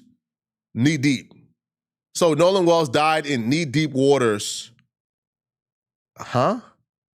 In our group, in the group of, I would say, young adults that were in the group with Nolan Wells, 100, 150, 200 people. So the idea that Nolan went out with 4 white boys and they took him to a deserted island and he was allegedly last seen with a girl and they just abandoned him. What do you say to that? Yo, he keeps saying this. How do they not understand that Nolan being abandoned by 4 people who didn't see him drown is more believable than Nolan Wells being on an island with 2,000 people, being in a heavily concentrated part of the island, right, and hanging out with 150 people, and he went in knee-deep waters and drowned, and including 150 people in his group, did not see him drown in knee-deep waters when Katie said the last time she seen him was when his friends were calling him and he went to his friends. How do they not understand that what they're saying actually hurts their case? No.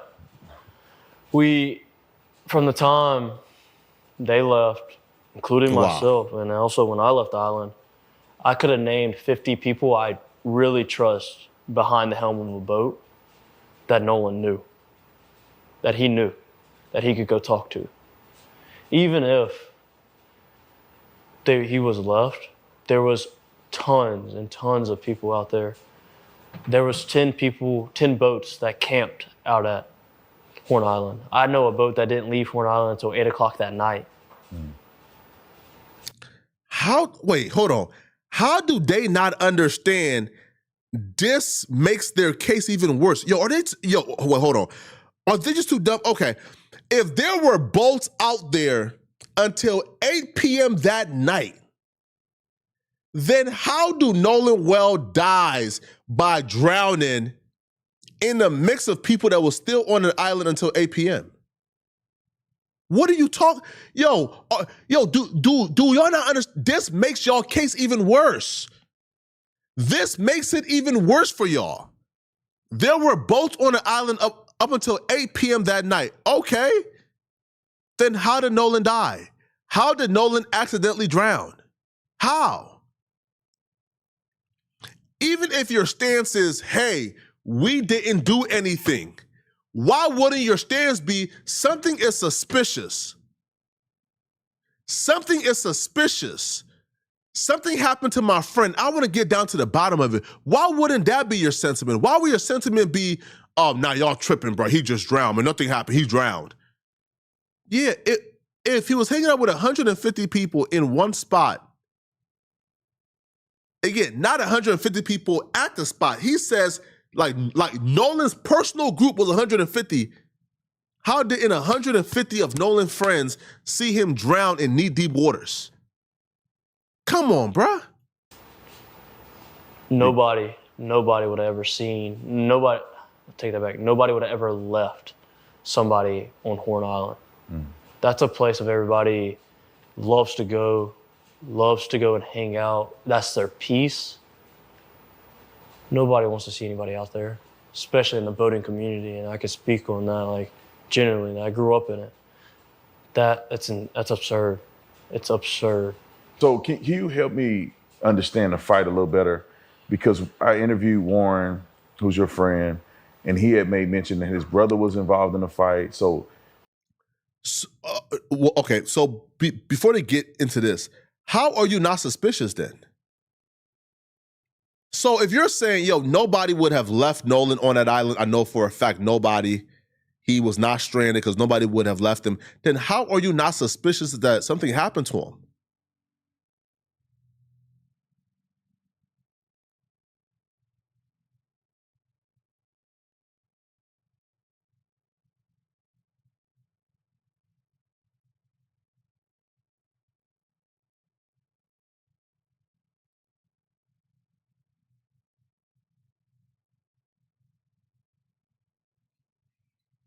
Okay. Okay. Okay.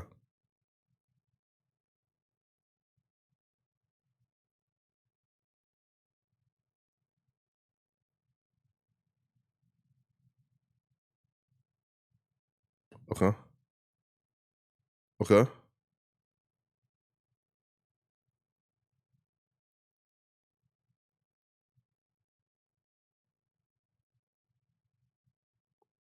Okay.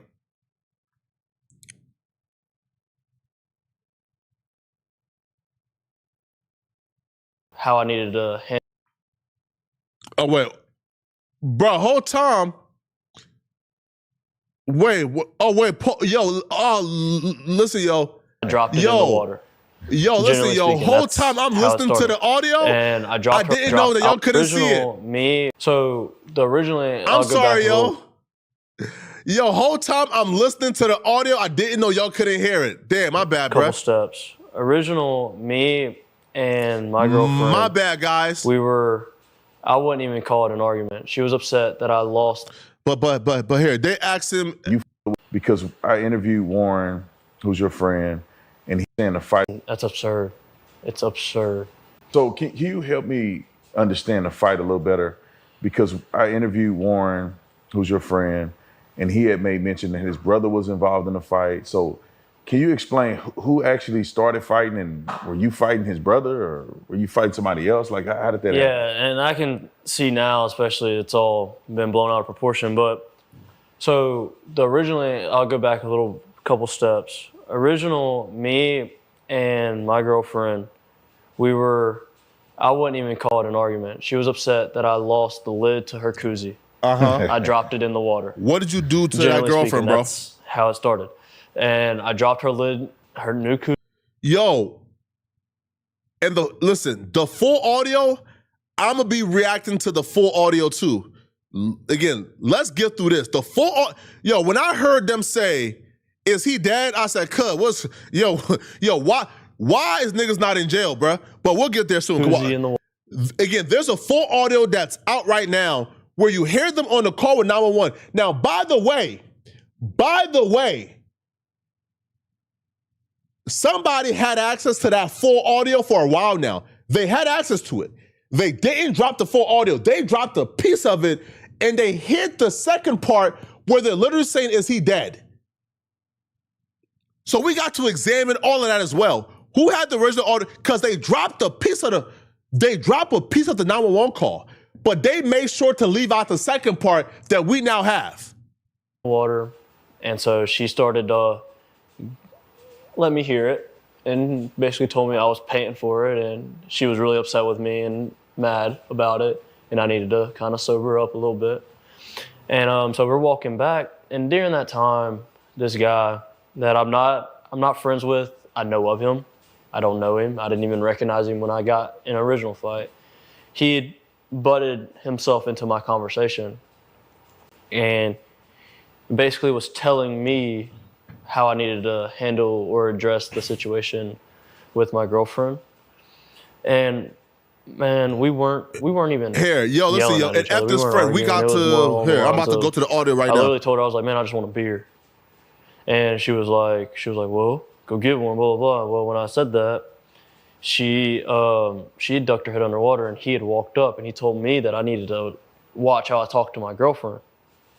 And I looked at him, and I told him, I was like, this has nothing to do with you. We're good. This has nothing to do with you. And he sat there, and he was like, well, I'm going to tell you, I better not hear it again. And I looked at him, and I was like, you need to excuse yourself from the situation. And after I came out, he swung. He threw the first punch. And we went back and forth. I remember at one point in time, I look over and I see my uncle, and my uncle's yelling at me to get in the boat. I stopped fighting. As soon as me and him made eye contact, I got in the boat. I'm sorry. I'll be real. I think at this point, we've heard enough from this friend. Yo, the friend is, listen, man, yo, this friend had literally nothing to offer like at all. But we'll get back to this interview here, okay? Let's just go to the boat. Let's go to the new call, okay? We'll get back to this particular audio like this friend right here. Let's go to the audio. We'll get back to this, okay? 1 second. We'll get back to that particular interview. Let's get to the audio real quick. Now, there's a couple one right here. Let's just first watch the one that TMZ put out. And then we'll go to any other ones that we need to, okay? Let's go to the one that TMZ put out first. Okay, cool. Come on. Cool. And if y'all don't know, okay. So the audio that just got released is of Nolan Well friends making a 911 call. Now, initially, this call was dropped partially. Now, I'm starting to think it was dropped partially because when the full version got released, it created more questions than answers. People heard things on that 911 call that made them very wary and very suspicious. And the fact that the news and other people were already fed this audio, but only fed a portion of the audio, and they left out the other parts, make me believe personally, to be honest, they were hiding something. Because why in the world would they give us the Nolan Wells audio of the 911 emergency, and then we find out a month later, well, not a month later, like 2 weeks later, we found out 2 weeks later that the portion that was the most important, the portion that was the most damning, the portion that was the most suspicious, we find out that was conveniently left out until a Freedom of Information Act request that somebody did to gather the full audio. And then the public had to search through the full audio to find the damning version of the 911 call that they was trying to hide from us for weeks. Now, if they was trying to hide this from us, that tells me it's not our ears deceiving us, people. It's not our ears deceiving us if they're trying to hide this from us. It's definitely something they was trying to hide for a reason. Straight up. Now, here's the call. CTO Assistance, Vicky speaking. How can I help you? Hey, we're at the west tip of Horn, and our bilge pump stopped working. We're sinking. Can y'all please come? We have a membership. All right, of course. How far is the water coming up, sir? Can you give me a description? Wait, first off, let's increase wait 1 second, people. We about to increase the gain, okay? Just so you guys can hear it better. 1 second. Let's increase the audio so y'all can hear it better. 1 second. Let's increase the audio so y'all can hear it better, okay? Give me 1 second. Cool. All right. Now, if you guys don't know, this particular call right here, by the way, if you guys don't know, this call is this is Wyatt. So this is Wyatt making a call because Wyatt's boat pump was apparently effed up, right? Like the boat pump was not working. Some type of pump wasn't working. The boat was overflowing in water. They thought that their boat would sink if they didn't get help immediately. So they're calling. So this is Wyatt on the phone. Now, I've increased the audio gain for y'all to hear it better. Let's go. Detail assistance, Vicky speaking. How can I help you? Hey, we're at the west tip of Horn, and our bilge pump stopped working. We're sinking. Can y'all please come? We have a membership. All right, of course. How far is the water coming up, sir? Can you give me a description? Again, rewind real quick. Rewind real quick. Rewind real quick. Detail assistance, Vicky speaking. How can I help you? Hey, we're at the west tip of Horn, and our bilge pump stopped working. We're sinking. Can y'all please come? We have a membership. All right, of course. How far is the water coming up, sir?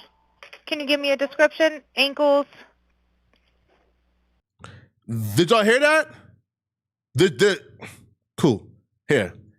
Y'all probably missed. In fact, here, we'll react to the full audio. In fact, here, y'all missed that. Let's rewind.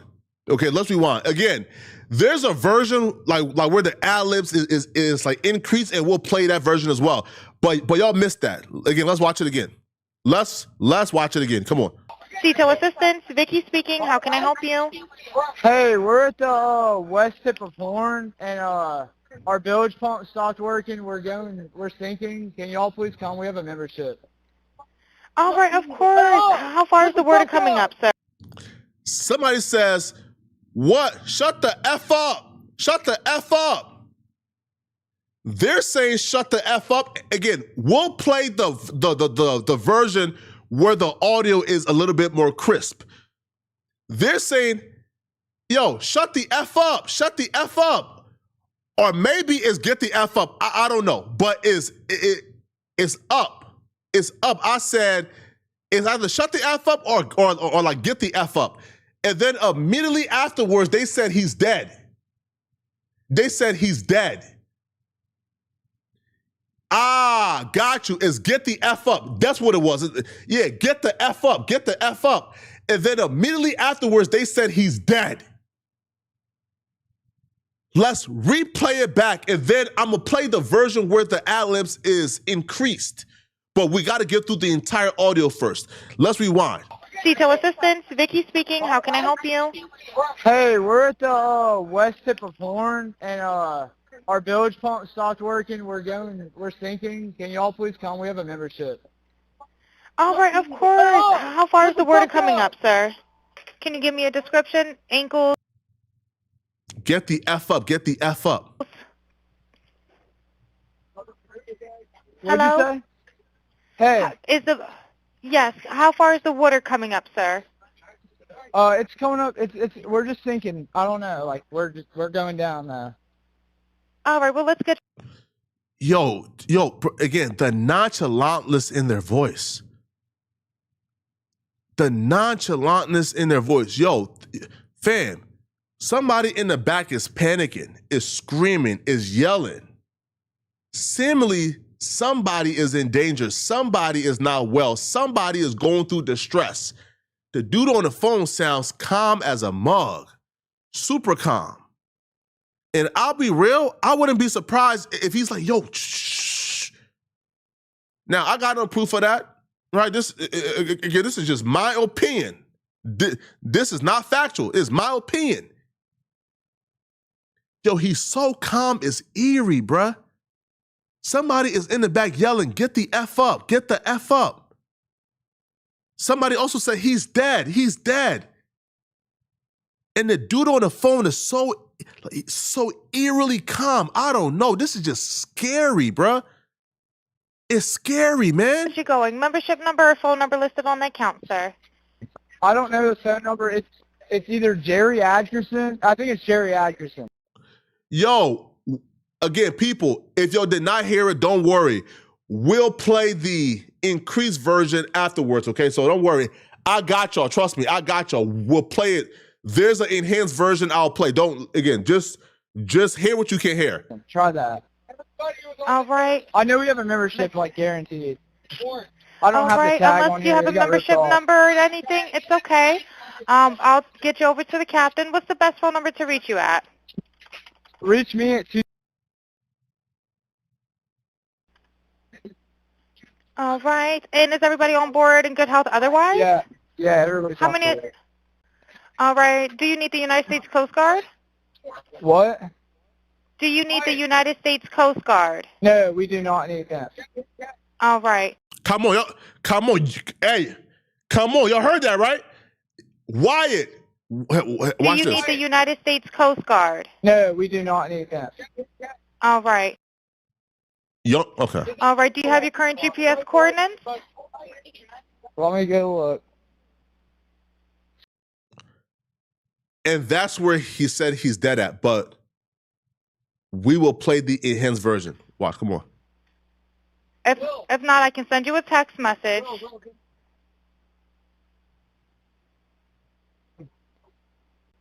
North. All right, are you ready? Yes, sir. I'm available. North 30 degrees by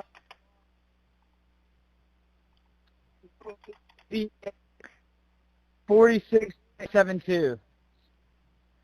All right. 4672. All right. And you were breaking up a little bit. Can you just repeat it one more time to make sure I have it correct? Sorry, look.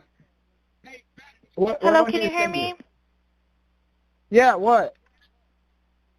So you're breaking up. If you need assistance, do you have a VHF radio? No, we do not have the VHF radio.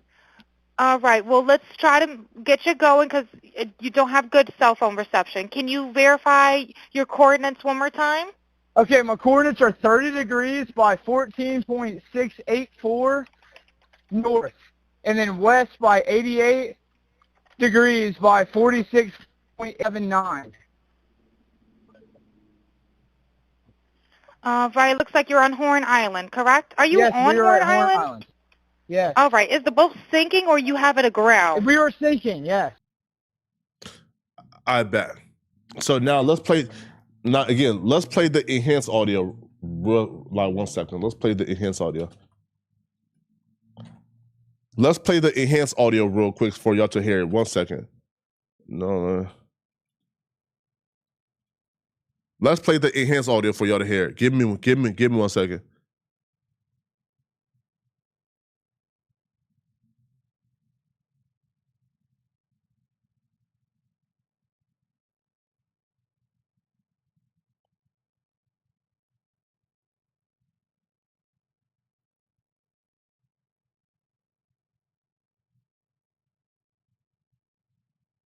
One second. I'm about to find it real quick for y'all.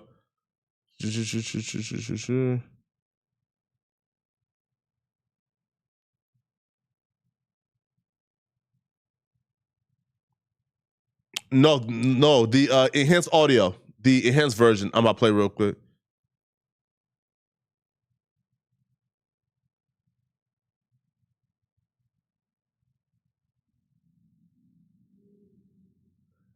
I'm trying to find a one where it has the I'm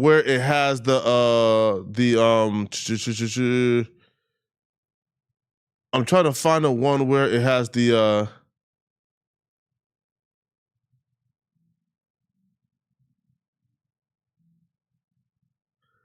where it has the captions. I'm trying to find a one where it has the caption. I'm trying to find a one where it has the caption, but I might just be able to play it. Wait, Max, let me see.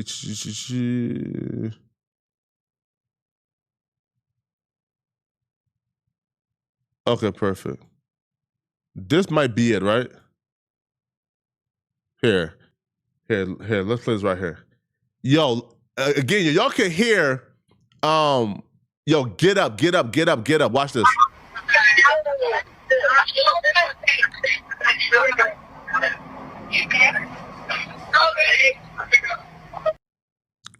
Again, watch. Let's play it again.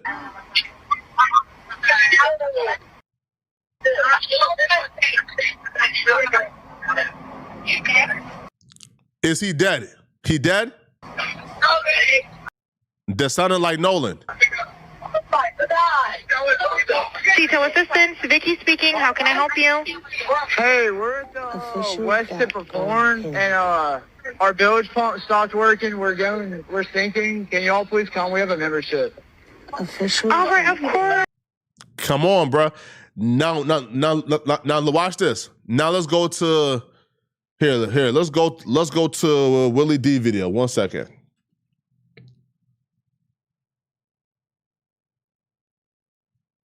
Uh, 1 second. Bruh, listen, bruh. I heard it in that audio, but people not here. Watch this. Yeah, perfect. Is this right here? Yeah, perfect. Yeah, this is right here. This is it right here. Come on, let's play this.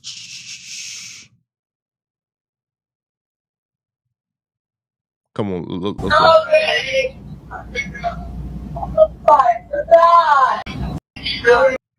Now, let me slow it down for you.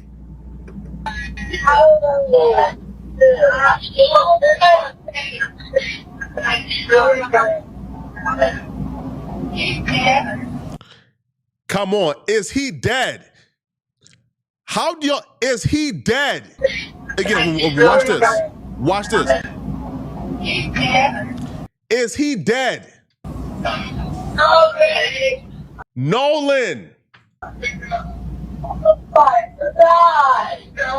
Oh my God, Nolan. Detail assistance, Vicky speaking. How can I help you? If you Hey, Faye, listen, bruh. If y'all for some reason did not hear that, then I don't know what y'all want, bruh. If y'all did not hear that, then I don't know what the hell y'all. Man, come on, damning bruh. and What the hell going on? Faye, listen, bruh. If y'all did not, again, let's go back to that. Again, let's go back to it. If y'all did not hear that, then I don't know what y'all looking at.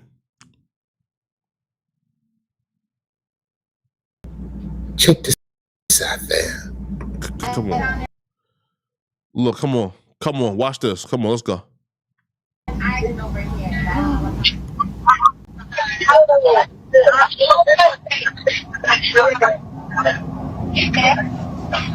Is he dead? Nolan. Oh my God. Detail assistance, Vicky speaking. How can I help you? Let's go back. Did you hear it, fam? Let me tell you what I heard. I heard check his chest. Watch this.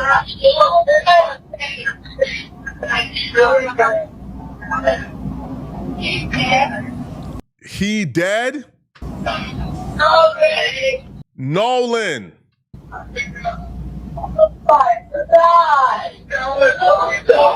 Detail assistance. Man, come on, bruh. Y'all did not hear that. Y'all did not hear that. Come on, bruh. Fam.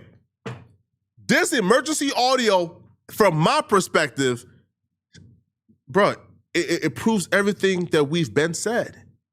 It falls right in line with what Katie said. Katie said, yo, when the friends was calling him, he went over to him. Warren said, we began to call Nolan over when we realized the pump wasn't working and we wanted to leave, quote unquote. So Nolan came over around the time the pump was, quote unquote, not supposed to be working. That's the same time they were supposed to be on the phone with 911. This lines up perfectly. Katie said the last time I seen him was when y'all was calling him over. They said we called him over when the pump stopped working. This will line up perfectly. When Nolan went over, this is where Nolan went over. So when you hear this call right here and you hear this,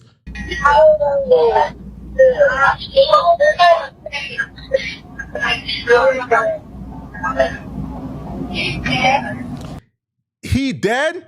She just asked, he dead? Again, we don't know who the girl that asked. It wasn't Katie, but a girl asked, is he dead? Somebody says Katie was on the boat too. I don't think Katie was on the boat. I don't know. Like, I don't know.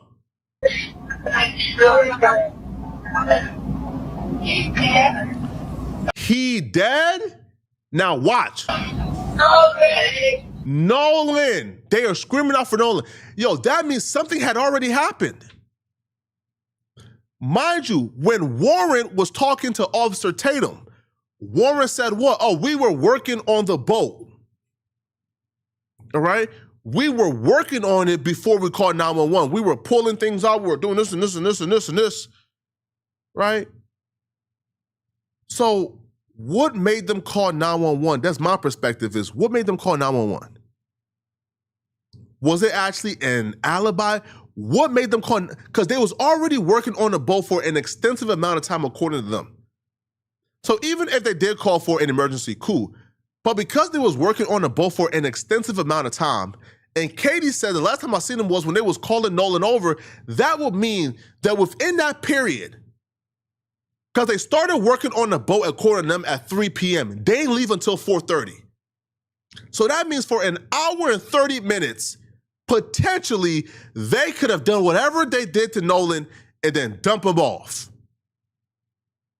That 911 call was around 3, I believe, right? So they said the boat stopped working at about 3 p.m. They didn't leave at 4:30. Katie says she did not see Nolan after they called him over. That means from 3 to 4:30, we don't know what happened to Nolan, but we know a 911 call where somebody is screaming, Nolan, in my opinion, from my ears and what I'm hearing. Again, this is my opinion, right? This is my opinion, right? You know, because we know how you lawyers do, right? You know, the mama a judge, the daddy a doctor, we know how you, this is in my opinion, okay? My opinion. When you listen to the audio, they're screaming, is he dead? Nolan.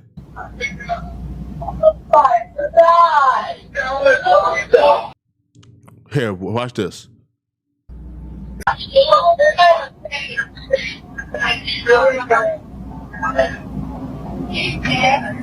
He dead? Nolan. Oh my God. Nolan, get up.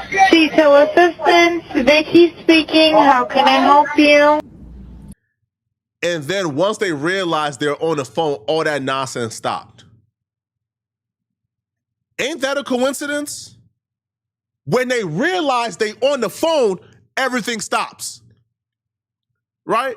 So they don't know, right? Like the dispatch is still recording. Like the dispatch starts recording as soon as you dial.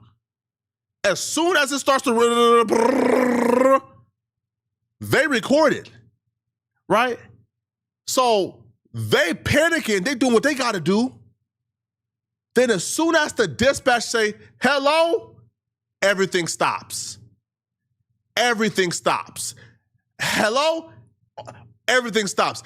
Everybody knows to be quiet now. Everybody knows to shut up now once the dispatch starts speaking. Come on, bruh. Come on, man. How are they getting away with this shit?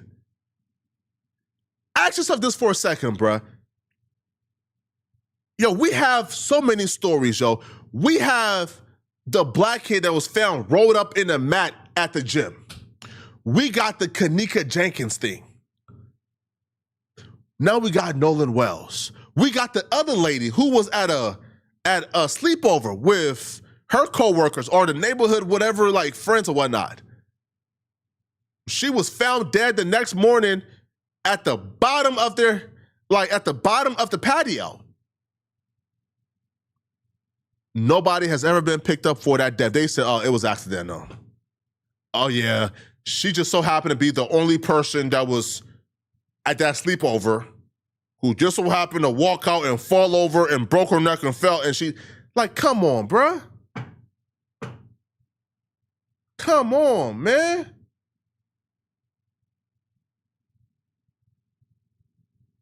Now let's go back to the full audio now, bruh. Again, now that y'all heard what we heard, let's go back to the full audio and listen to the audio that TMZ got. All right? Because as soon as the 911 person picked up, stop. But we still hear, get up, get the F up. right? They stopped talking about, hey, yo, is he dead? Is he dead? Nolan, no, they stopped saying that when the 911 person picked up the phone, they stopped saying that. But as you listen to it, you hear it, get up, get the F up in the background. That's a fact. Assistance, Vicky speaking. How can I help you? Hey, we're at the west tip of Horn, and our bilge pump stopped working. We're sinking. Can y'all please come? We have a membership. All right, of course. How far is the water coming up, sir? Get up, get the F up. You heard that, right? Get up, get the F up, get the F up. Who are they talking to? Again, this is after the dispatch picked up. In the beginning, they're saying, Nolan, oh my God, Nolan, is he dead? Oh my God, is he dead? Come on, bro. Sir, can you give me a description? Ankles? What'd you say? Hey. Yes, how far is the water coming up, sir? It's coming up. We're just sinking. I don't know. Like we're going down now. All right, well, let's get you going. Membership number or phone number listed on the account, sir?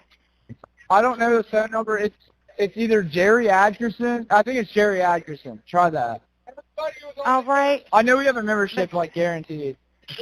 I don't have the tag Unless on you here. have a membership number or anything, it's okay. I'll get you over to the captain. What's the best phone number to reach you at? Reach me at 2. Hold on, cuh. Let me see. Okay, maybe, okay, they muted it. All okay. right. And is everybody on board in good health otherwise? Yeah, everybody's How many? All right. Do you need the United States Coast Guard? What? Somebody says, go to Chronicle Speaks. Again, the only part of that's suspicious is the get up, get the F up. They're saying get up, get the F up after the girl is inquiring, is he dead, is he dead, is he dead? Come on, bro. Somebody says, go to Chronicle Speaks. So Chronicle Speaks apparently has a clearer version of the particular audio in the particular call, man. Again, shout out to Chronicle Speaks. Okay, let's get to it. Now, again, I'll be real. I feel like the audio that we just heard, that was enough, to be honest. That was enough. Yo, we heard them say, is he dead? Nolan, get up. Nolan, get up. Is he dead? But let's go to Chronicle Speaks. But shout out to Chronicle Speaks. Again, I'm not too familiar with her Chronicle Speaks, but I'm sure she does great work. So shout out to Chronicle Speaks. To connect you.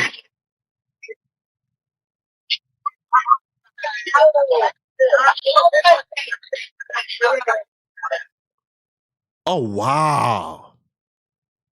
This is this is the inaudible part that we missed in the first one. Oh, this is the part we couldn't hear in the first one. Oh.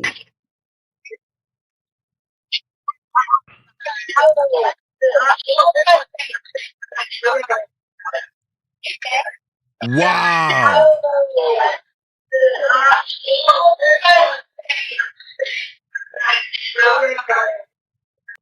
Isn't the case soft? What more do they need to arrest these people?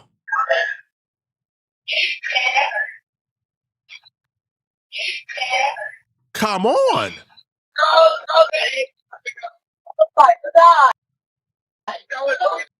Why haven't we heard of a girl yet that was on board? We've heard of the 4 friends, we've heard of his black friends. We haven't identified a girl yet that was on the boat.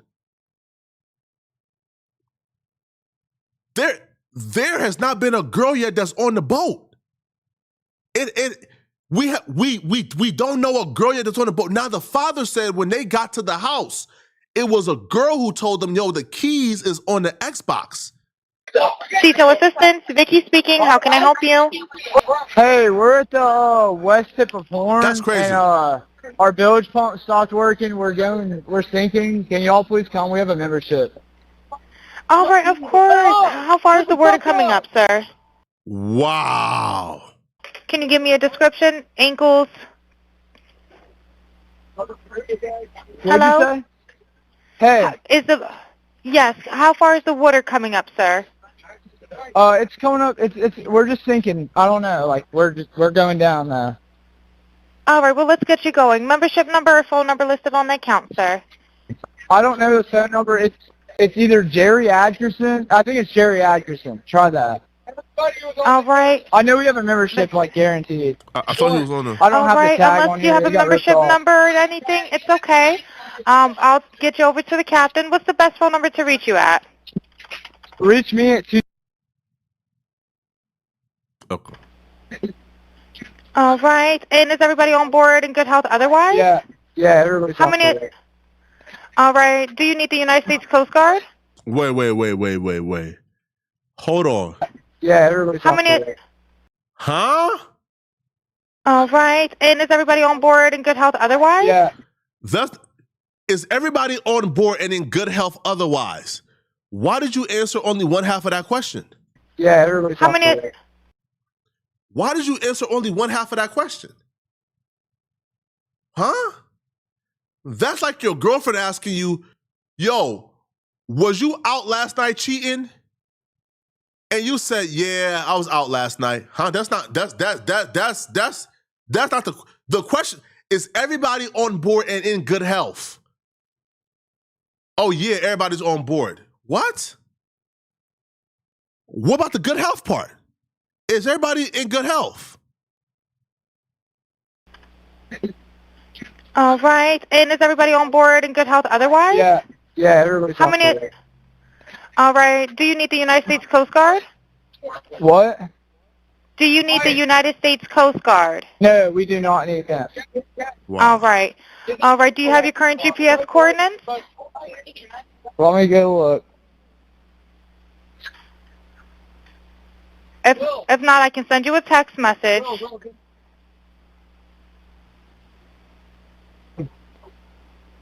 North. All right, are you ready? Wow. Yes, sir, I'm available. North 30 degrees, but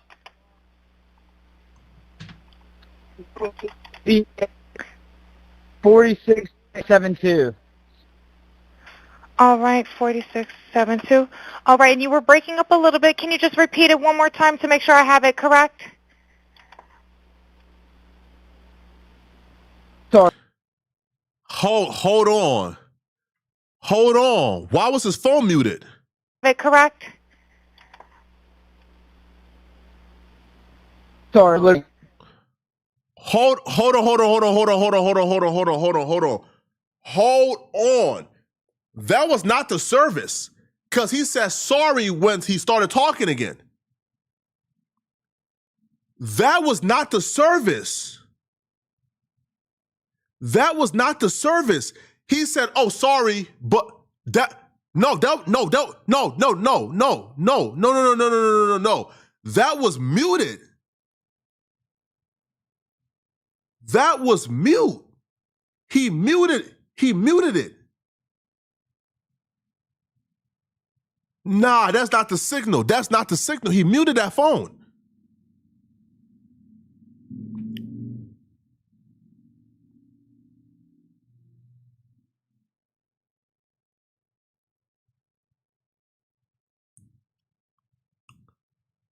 He's not even responding back to her. He mutes the phone and then he gets preoccupied with something else.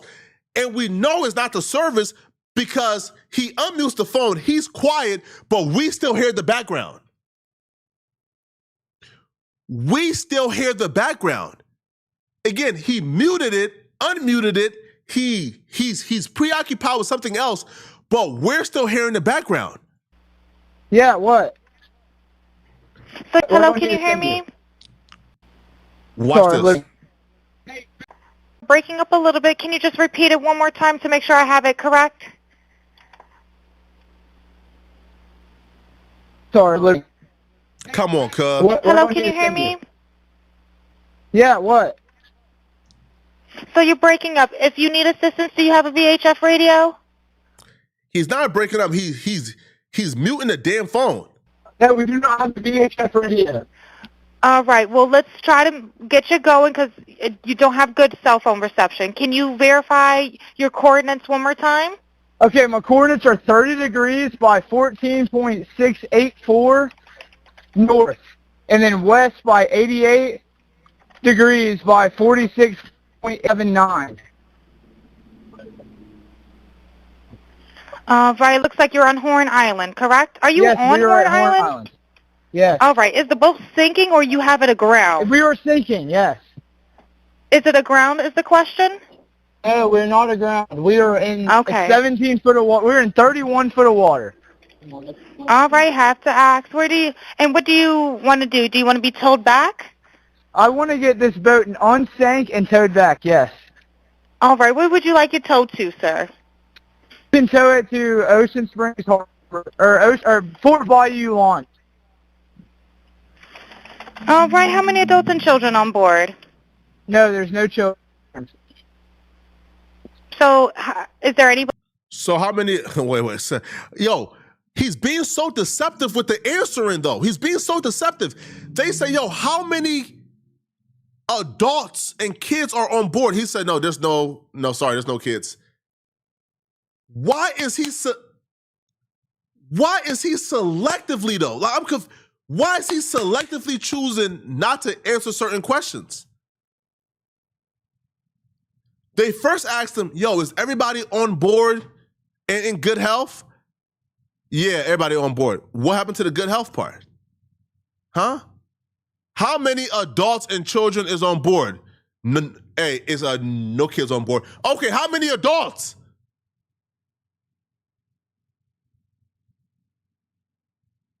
Oh my God, bruh. Oh my God. No, there's no children. So, is there anybody on board? How many adults, sir? That was the question. Hey, Warren, drop it off. Hey, Warren Deep, what? Hey, Warren, drop it off.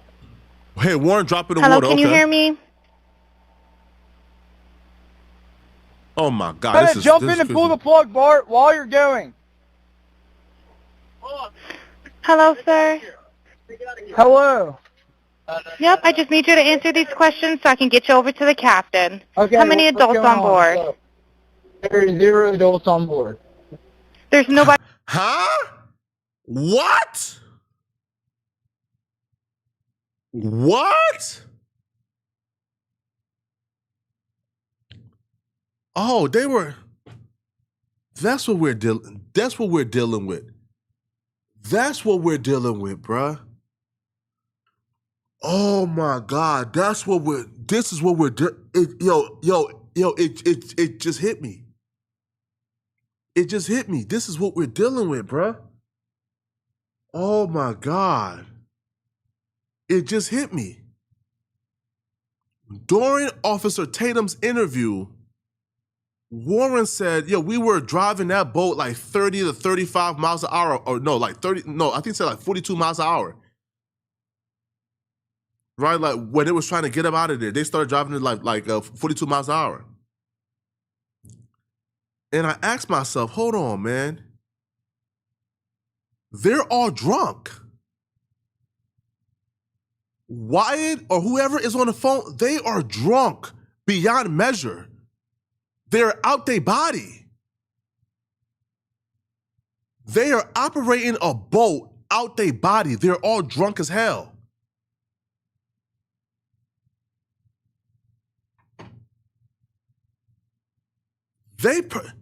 Nolan probably died due to something that took place. They horse playing around, they got upset, they probably got into a fight. Nolan went overboard, they're too drunk to get Nolan. This is nasty stuff, bruh. How is it all these red flags, but I guess I don't understand. There's so many red flags, but nobody is doing anything about it. Nobody here is over the age of 21. On board. So, there are 0 adults on board. Huh? There's nobody on board the boat? No. Nobody right. here is over the age of 21. What? Sir, that was not the question. Is there a person? Is there a person, a living individual on the boat?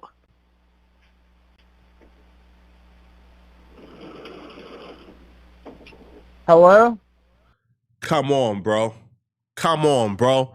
Come on, bro. Come on, bro. What? I'll be real. I might be naive, yo. I might be naive. I'm tossing it up to them being drunk. I'm tossing it up to them being drunk, but I'm going to be real with y'all, bruh. What this sounds like to me, and I'm being honest to God right now, bruh. This sounds like them creating an alibi. Oh no, there's nobody over the age of 21 on the boat. Is there any living person on the boat? Bro, like, how do I answer that, bro? Bro, like, how do I answer that? Bro, no. Hey, hello? Huh? It sounds like he's muting the phone to figure out what to say, unmuting it, not responding. Why are those questions so difficult? Questions that should be how many adults and children are on the boat? There's no children on the boat, sorry. Okay, how many adults are on the boat? There are no adults on the boat, sorry. Sir, are you saying there's nobody on the boat? No, I'm saying there's nobody over 21 on the boat. Okay, cool. How many living people are on the boat? That caught them off guard. Because bro ain't know, should I also reveal if there's dead people on the boat? Nah, this is some nasty stuff, man. A living individual on the boat. Wow.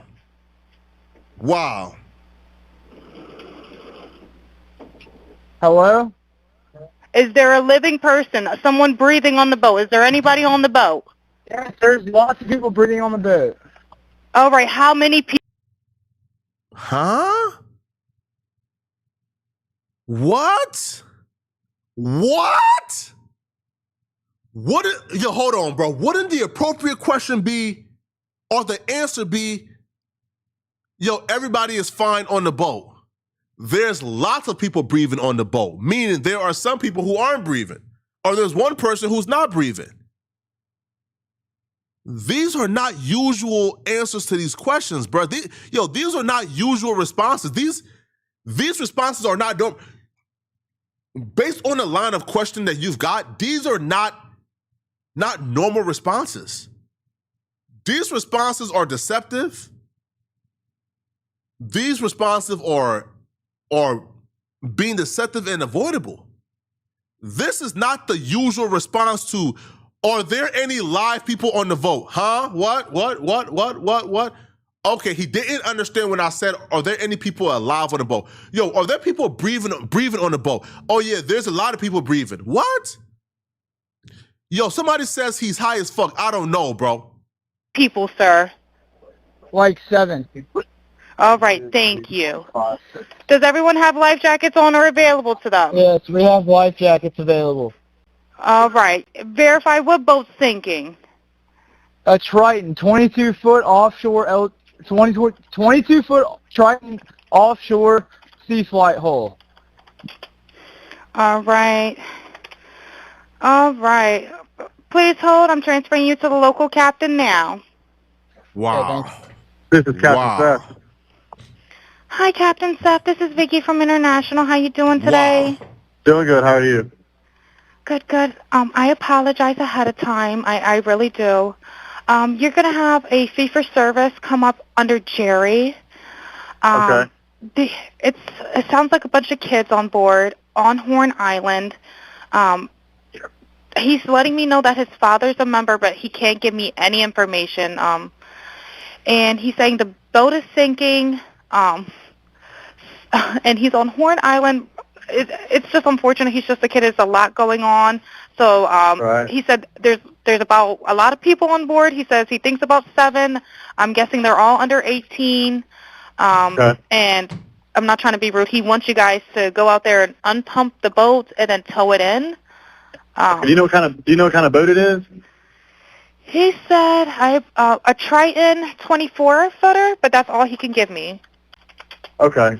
All right. Yeah, I just actually got off the phone with his grandpa, who I'm guessing is the owner of the boat, and Is it he said Jerry? that Jerry, he said, Okay. I just hung up with him.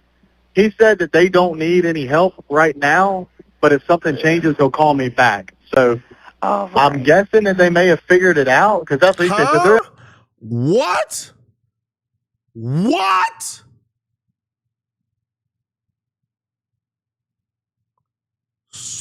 So why were they on? Wait, hold on, cuz. So why were they on the phone? Wait.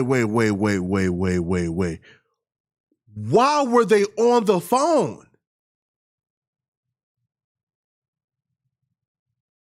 If they didn't need help? Why were they on the phone if they didn't need help? Hold on, cuz. with his grandpa, who I'm guessing is the owner of the boat, and Is it he Jerry? said that Jerry, he said, Okay. I just hung up with him. He said that they don't need any help right now. Yo, they probably, bruh. Yo, they called Grandpa, told Grandpa what's up. Grandpa said, man, y'all better not have nobody come out, man. And have the Grandpa spoken? Do we know who the Grandpa is yet? Have the Grandpa came out and said, yo, what's going on? That's crazy work. Why would you call if you didn't need help? Why would you stay on the phone and answer weird questions like that in a weird way if you didn't need help? And then they call us race hustlers and grifters if we say, hold on, this don't make sense, bruh. This just don't make sense. These people have been inconsistent. It's been contradictions. It's been sketchy sus stuff at every turn of this. But yet they tell us we as race hustling grifters, it just doesn't make sense. It just doesn't. The last time you seen him, she's seen him with y'all. Cool. But he ain't come with us, so we don't know where he is. He disappeared in thin air. We took his phone, but yeah, we was expecting him to reach us. How?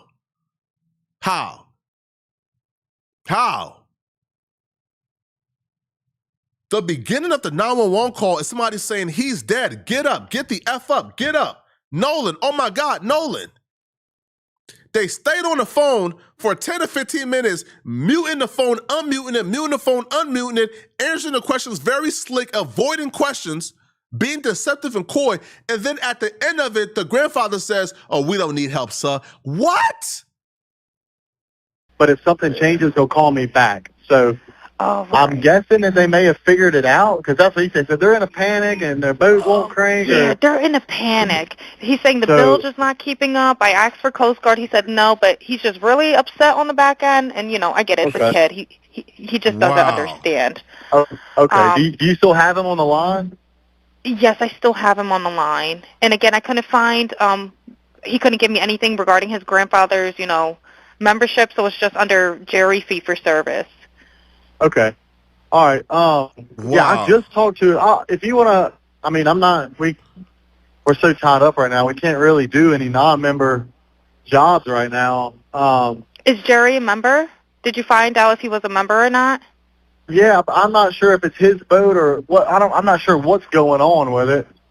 But yeah, transfer the kid over. I'll talk to him, and then I'll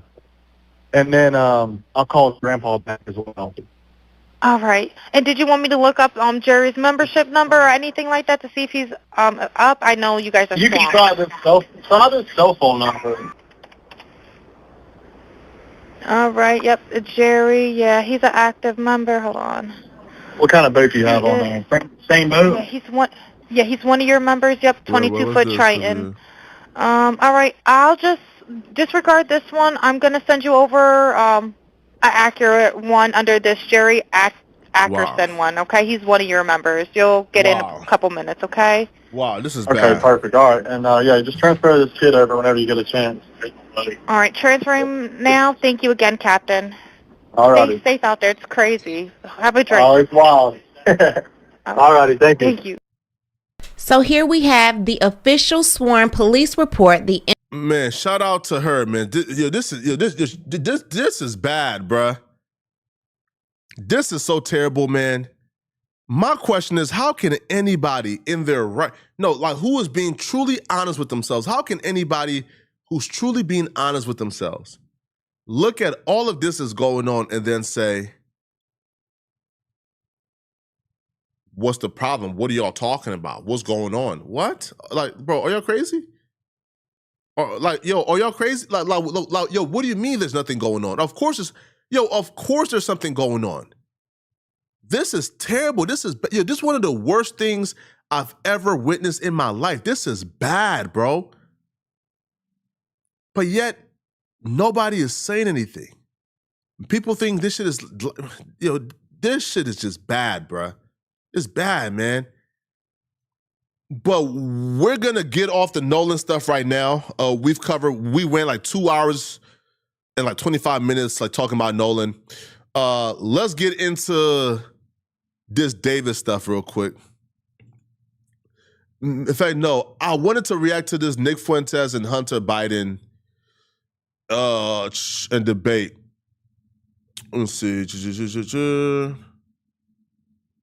Yo, hey, listen, man. Y'all vote real quick, okay? Nick Fuentes and Hunter Biden or David. Let's take a poll real quick, okay?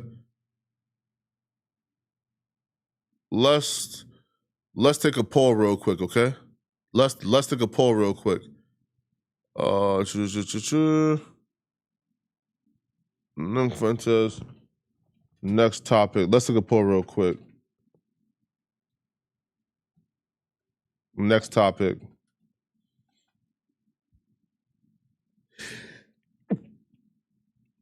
Next topic. Nick Fuentes and Hunter Biden or David. Y'all vote, okay? Come on, y'all vote. Let's go. Y'all vote. Come on, let's go. Let's go.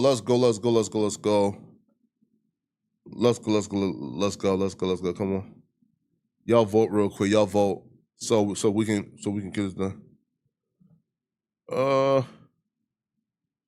Yo, Uncle Live. Let me see. Yo, Uncle Live.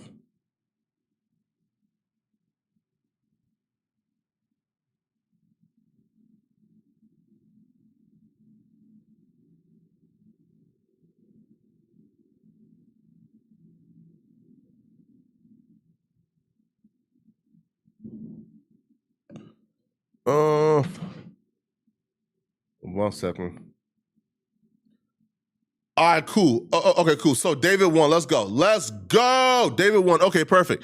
So let's go. So okay, there's been so much that have surfaced regarding David. Let's go to Trapler Ross. So Trapler Ross, he has gotten. Let me see real quick. Should we go Trapler Ross or here? Let's go to. I think Trapler Ross got everything, but let's go to. Cause Lauren Crumb had one thing I wanted to talk about too. Come on, let's go to this.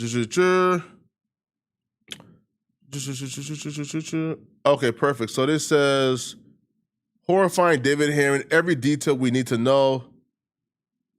No, let's start with this one.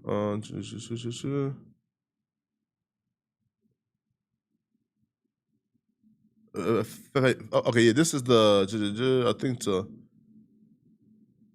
All right, here. Let's get this. Okay, perfect. So this is it right here. Okay, bet. Come on, let's go. Cool. Come on, let's go.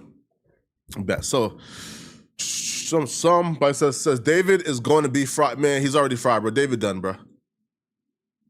He's cooked. David's cooked. David's cooked already. Don't worry about it. He's cooked, bro. David's already cooked. Let's get to it, man. The David preliminary hearing, I think, is done, right? I think it's done. Yeah, it's done. I think it's done. It was supposed to go 3 days. It was supposed to go 3 days. I think it's done. Okay. I think it's I think it's done. The David preliminary hearing, I think, was only 3 days. It's over with now. And bruh, the information, that has came out, bro, about this David and Celeste situation. Yo, it's probably one of the most horrific things ever. If David is found guilty, which ultimately, I think there's like a 0% chance that David is not found guilty. Okay. Somebody says you sound. In fact, here, let's go to this. Somebody says, in fact, let's read super chats real quick. In fact, here, before we get to David, let's read super chats real quick because people have some critiques. Okay, come on, let's go real quick. Let's read David real quick. 1 second. Let's go to the super chats because people are roasting me. Y'all are on my ass. Let's go super chats real quick. 1 second. Y'all on my ass. Let's go. So, oh my God. Okay, cool. So Selma Perone says Flacco is Martin Luther King-ish, the best Flacco. I appreciate you, man. Quick says Flacco, let me be a mod. I'm a mod on No Jumper. I appreciate you, man. Omizi says shout out to a name that we don't say on this channel. Call Me Lady says we don't believe a word he has said. He has been paid off and they gave him extra for this interview. That's a fact. I believe it. Somebody says you don't even know Black history for real, Tether. Okay, I guess. Someone says Tether capitalizing off of Black pain. I guess. Okay, somebody says, well, Quick 2910 says, these guys are making things way worse with these interviews. Is this Officer Tatum guy supposed to be helping them? Bruh, Tatum don't give a damn about these guys or Nolan. I'm telling you right now, Tatum is a grifter. Tatum is for whatever he can line his pockets with. Trust me, bro. I'm being real. Okay? All right? I'm being real. Okay? All right? I'm being real. So, Yerm Oh Mine says, not gonna lie, Flacco, I don't know if you're doing this intentionally or just farming low IQ people, but your coverage of this is borderline evil. Again, there are actually people, right, who will write something like this, all right, after hearing everything we just heard. There are individuals who would say this after listening and hearing everything we just heard. Like, come on, bro. Like, be real, homie. Bruh, listen, if you heard that, like that audio and that call and still say nothing sus is happening, if you heard the interviews we reviewed today and yesterday and you're still saying, bruh, ain't shit wrong with this, bruh, then there's nothing we can do to change your mind. Your mind is made up. I'm speaking to people whose mind is not made up. I'm speaking to people who, for the most part, all right, still have at least some hope out here, okay? Let's continue, man. So Remy React says, yo, Flacco, mod me, get these goofies out the chat. Warren says, Samuel L. Jackson, Masters, pick vibes, that's a fact. Matt says, thank you for all your efforts, Poetic. Our community need bros like you, man. I appreciate it, Ahmad. Thank you, bro. The Black Republican says, this is a case of perceptual priming. Stop it, bro. Exotic 944 says, YouTube Chronicle Speaks has the whole audio. Check it out. Oh, I appreciate you, man, for giving us that tidbit, bro. I appreciate you. Selma says she breaks it down even more. Somebody says, Black Republican says the conspiracies are never ending. So now he was dead on a boat in front of everyone. Everyone's in on it. This is why people say we're low IQ, shaking my head. But that very comment is the reason why people have questions and like answers. All we know is nothing the friends are saying makes sense. Nothing they're saying adds up. How do you ignore the friend saying, we last seen him when he was with Katie, and then Katie saying, I last seen him when they was calling for him? How does that add up in your world? You tell me. You tell me. How does Nolan body being discovered on day 2 when they searched the entire island on day 1 and there was high tides and low tides on day 1 as well? Man, all right, bro. No, sorry, day 3. Day 1 was when he died. Day 2 was when they went out and searched for him. They found nothing on day 2 through high tides and low tides. Day 3, they came and found his body placed right on the island, right where they already searched. Man, cut it out, bro. All right. Somebody says, bro, this again, man. Hey, Faye, listen, man. There's so much we have to get to David, but send in more super chats. I'll read the ones that's left towards the end, okay? Let's get to David real quick. Come on. Let's get to David. Sorry about that, folks. Okay, let's get to David. Perfect. Okay, so David, Preliminary hearing, perfect. David had a preliminary hearing. The information that was received or revealed and exposed during this hearing, bruh, makes you sick in your stomach. This information has me 100% convinced David deserves the death penalty. There's nothing fair other than death. Yo, if David gets found guilty but does life in prison, or if David gets found guilty and, I don't know, gets murdered in prison by one of the inmates, that still wouldn't be fair. The only thing fair here is for David to suffer on death row. Because, yo, what I've heard during this preliminary hearing is outrageous and it's some nasty work, bro. It's nasty. It's nasty, okay? Come on, let's go. Text messages revealed during the David preliminary hearing today, allegedly proving the rising music star had a sexual relationship with 14-year-old Celeste Rivas Hernandez. On top of the accusations that David killed Celeste, dismembered her body, and disposed of it. It's important to remember that he is also charged with sexual abuse of a child under 14. Police laid out alleged child sexual abuse material found on the singer's phone that could be damning if this case goes to trial. I will also tell you about the gruesome new details revealed today about how the teen may have died, which caused a gasp in the courtroom. We're on the case presented by Law and Crime. I'm Chris Stewart. Come on. All week, we have heard about moments in the courtroom that cause people to leave, to look away, to gasp. And there's no question that the images in a case like this are difficult to look at. But you have to wonder, based on how members of the media are reacting during a preliminary hearing, how might a jury react if they see what prosecutors have presented? David, however, has been, we're told, pretty stoic through it all. New images here, per sketch artist Mona Edwards, of the fourth day of this preliminary hearing in Los Angeles. Today, perhaps the most graphic, explicit, visual, and potentially damning evidence in this case against the rising music star. Joining us now once again, Julia Dang from NBC LA, a reporter who is in the courtroom for day 4 of this preliminary hearing. Julia, this afternoon, a lot of focus on text messages between David and Celeste. Walk us through what I know was a very emotional final part of the day here.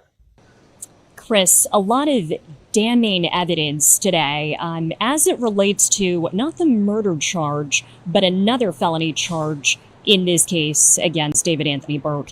It's the felony count of continuous sexual abuse of a child under 14. Of course, they're talking about the murder case, 14-year-old Celeste Rivas Hernandez. So we've heard descriptions of this digital evidence before. We've seen this in charging documents. We've reported on this. Prosecutors have described photos they found. Yo, I was also really pissed off at them too, because when the prosecutors announced that they was gonna charge David with this, my first thought was, why didn't you charge him with this like the week or the month this news broke? Like, you had access to Celeste's phone, right? Like, you had access to all this information. Now, if you're saying, yo, we took a couple months to investigate the murder, understood. But they could have charged David with this from day one. And they could have had him in jail. The fact that David got to enjoy 6 or 7 or 8 months of freedom really pisses me off. Because when you hear the neighbors, they say, yo, David was partying up the night before he was arrested. There was a party going on the night before David got arrested. The neighbor says, yo, there was continuous partying at David's hideout house. So my thing is, yo, the baseline crime you could have charged him with was dealing with like Celeste when she was underage. And you had messages, you had proof, you had enough to charge David the week y'all found Celeste. But y'all gave him 6, 7, 8, 9 months. Even if it was saying, hey, man, we ain't have enough the week, cool. Y'all had it a month or 2 months in. Y'all had it 3 months in. It didn't take y'all 8, 9 months, bro, to find out that David was doing inappropriate things with Celeste. But y'all allow him to, still be out here free. And I just thought that was just nasty, man. Of this digital evidence before.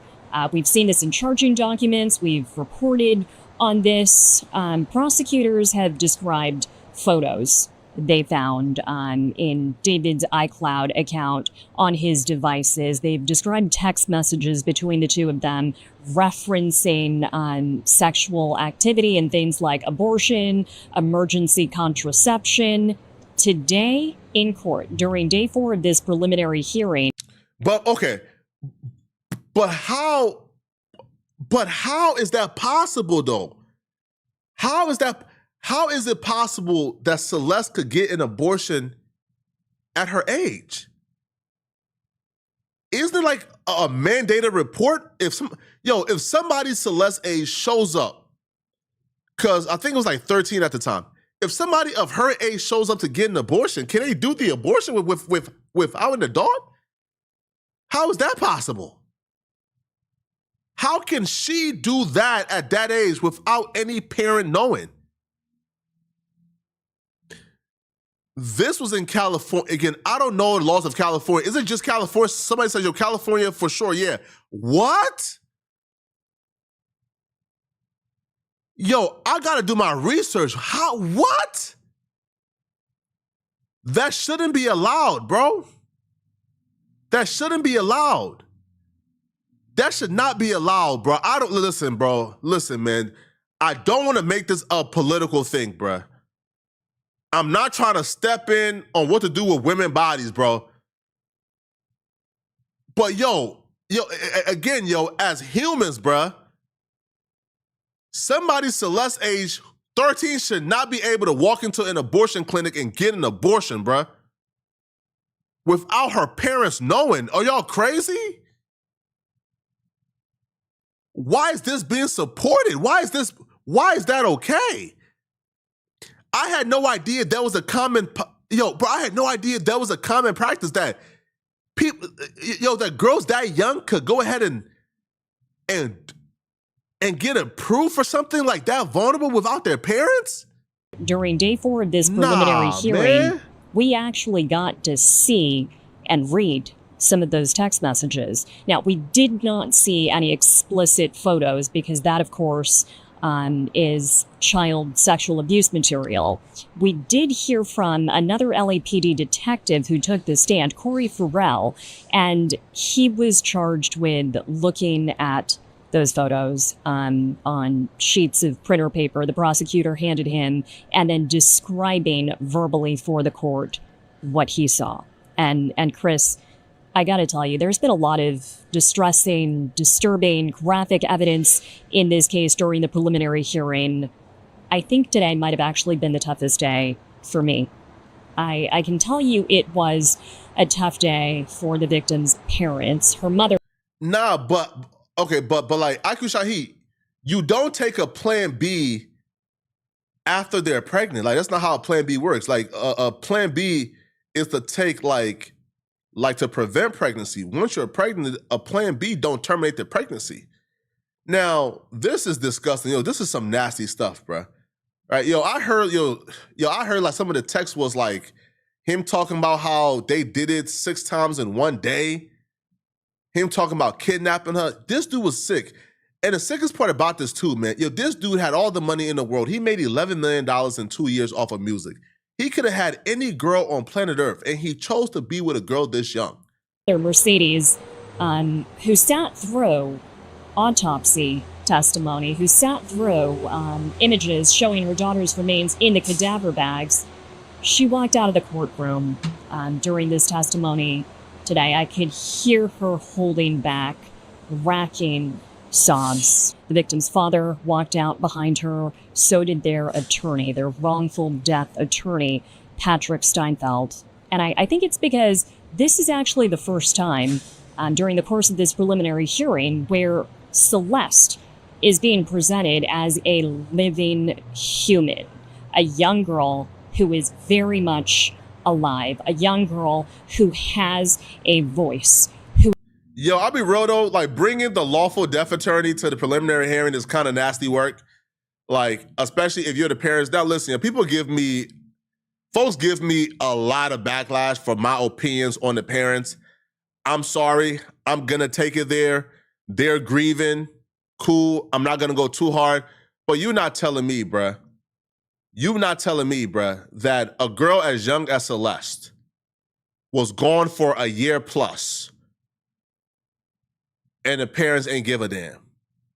We seen footage of Celeste at the parents' house after she was reported missing. There's footage of her, I think, at the parents' house in like September or October or November. Like September, October, or November. But she was reported missing in April. She hadn't been back to school since April, but she was at the parents' house in September. How does that work? This little girl was reported missing in April. There's footage of her at the parents' house like September, October, or November, but she hadn't been back to school. Why would y'all allow her to come and go? If she was missing in April, y'all seen her in September, and y'all still allow her to come and go? Come on, bro. Like, be real, homie. Like, be real, bro. Like, we know what's up, bro. We know what's up, man. Now, I don't want to say it, man, because I don't want to accuse the parents of anything, bro, but we know what's up, man. A 13-year-old going to Europe? Taking an international flight? Because, again, if the parents would have reported her missing for that international flight, the minute they would have came back, that airport, he would have been arrested. He would have been arrested at the airport if they would have reported her missing for the international flight. She took an international flight. She was missing, ain't go to school for like a year plus. I think the missing person report got kept out there because if they would have took back that missing person report the first time that she went missing, if they would have took it back, well, guess what? If she ain't go to school, y'all going to jail. That's truancy. Thanks Kamala Harris for that rule or for that law, right? In California, you going to jail. Like you going to jail if your kid missed too much, right? Like, too much school. So maybe like the missing person report was kept out there. So there's an explanation as to why she's not in school. But to me, that just don't make sense, bro. She's gone, she's popping up, she's leaving, she's going overseas, and the parents essentially had no control. How do you have no control over a 13-year-old? I don't know, bruh. Young girl who is very much alive, a young girl who has a voice, who is expressing her feelings, her wants, her needs. Before this, she was a bag of decomposing body parts. She was an autopsy subject. She was a collection of limbs that had been severed from each other. But this afternoon, she became human again, as we heard about these photos and saw some images that, of course, were not child sexual abuse material that could be shown to the court. We saw Celeste at age 13 with what appeared to be a diamond engagement ring on her left ring finger. That's the finger that had David's name tattooed on it in red ink. We saw photos of the two of them kissing and cuddling in bed. We saw selfies of the two of them. Celeste with her red hair in the front seat of his Tesla. What prosecutors are doing right now, I think, is painting a picture of the nature of their relationship, just how much time they spent together, what they discussed, the future they talked about planning together. Here's what struck me. Here's what struck me is how loose and wild he was moving. That's what, like, if this was somebody who was hiding this relationship from the parents, think about it for a second. If you was hiding this relationship from the parents, if this was a missing girl, if this was a girl that was missing, that nobody knew where she was at, are you going on live stream with her? Are you showing her on live stream? Are you posting selfies with her? If you were hiding this from her family and her parents, are you doing this? Probably not. Her brother got internet. Her brother knows who David is. Her brother has Instagram. Her brother was, yo, mom and dad, she's over here with David. The police going. But after a certain point, it felt like they gave up. And I don't want to say this because, again, I don't know. But after a certain point, it felt like they gave up. It felt like she was just running away too often. They got sick and tired of it. They say, you know what, bro, you do what you got to do. We is done trying. But, bruh, he's literally on live stream with Celeste right now. He's on live stream, chilling, having a good old time with her. They chilling. Together. Here's what struck me. Here was my big takeaway walking out of the courtroom today. Previously, we heard the relationship characterized as maybe one-sided, right? It sounded like Celeste, this teenager, was pushing for more, and she was jealous of David's relationships with other women. So the text messages that were read aloud and shown to us in court today actually flip that narrative. That surprised me. I was not expecting that during testimony today. But it sounds like David is actually the one who brought up moving in together, spending more time together, a wedding, again, to this child. She was 13 at the time many of these conversations were documented. Having kids. He states in a text message to Celeste's number that they want 2 kids. And Burn him at the stake, burn him at the stake, man. Bro, plenty of, I don't know if this is like actual like manipulation, but burn him at the stake, man. My only I guess question here is, what was the end game with this? Like, was he just hoping, the day she turns 18, we just pop back up as a couple and then everything is forgotten? Like, he couldn't possibly think that once she turns 18, he gets her pregnant, that they're all good, right? Like, he couldn't possibly think that. But that sounded like that, that was his like long-term strategy. But then at some point they broke up and he was done with her. Right? At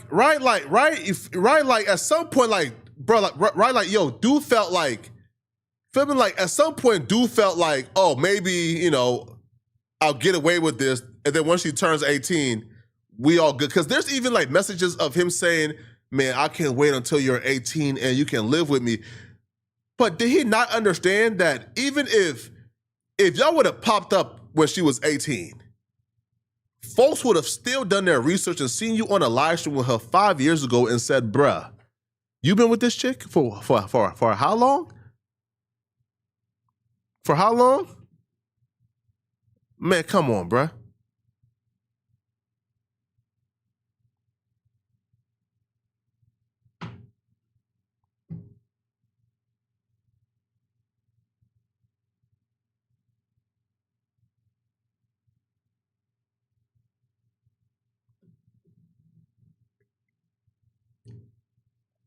messages. Somebody says block Monty. Why? Having kids. Why are we blocking Monty? He states in a text message to Celeste's number that they want 2 kids. And this came out as well. We have previously heard references to abortion and the Plan B morning after pill in their text message exchanges. But today... Fast Cow 44L, burn you at the stake as well, bro. We gotta burn you at the stake as well, bro. This guy says you can't say manipulation. She was a young Fast 304. She knew what she was doing, bro. She was 13. What are you talking about? Bro, how can you be fast at, bro, what are you talking about? Nah, son, bro, hold on, bro. Bro, check your hard drives, bro. We actually check your hard drives, bro. Messages. We gotta check your hard drives, homie. Discussing an abortion appointment for Celeste in January of 2024. Now, do the math there. Her birthday was September of 2010. She was 13 you crazy, bro. When this purported abortion took place, where we just wrapped. Okay, so there was an abortion. There was an actual abortion. She went and got it done.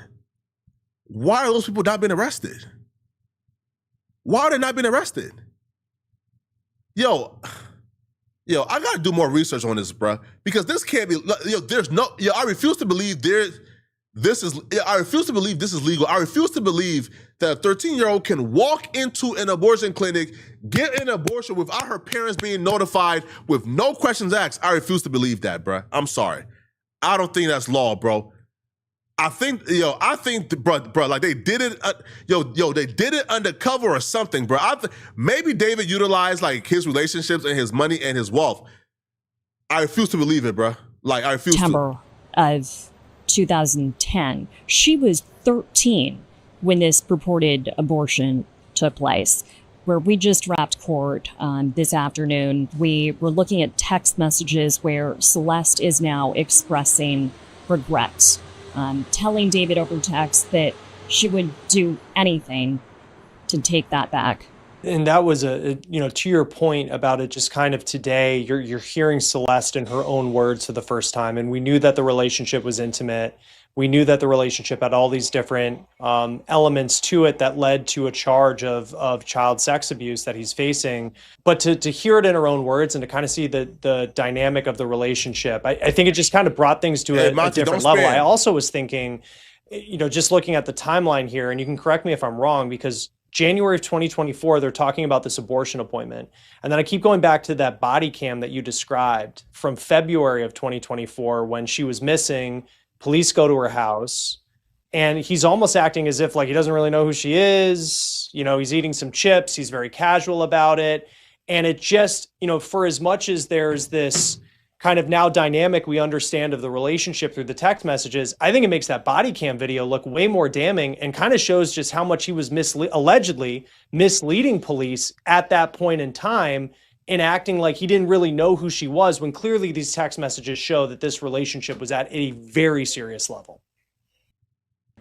Absolutely, Chris. I think it also paints a great picture of just how convincing David can be as a liar. Because when that body cam recording was taken in February of 2024, that's also the time period where we saw text message conversations today in court showing that David and Celeste were talking about something called OA, Operation Awesome.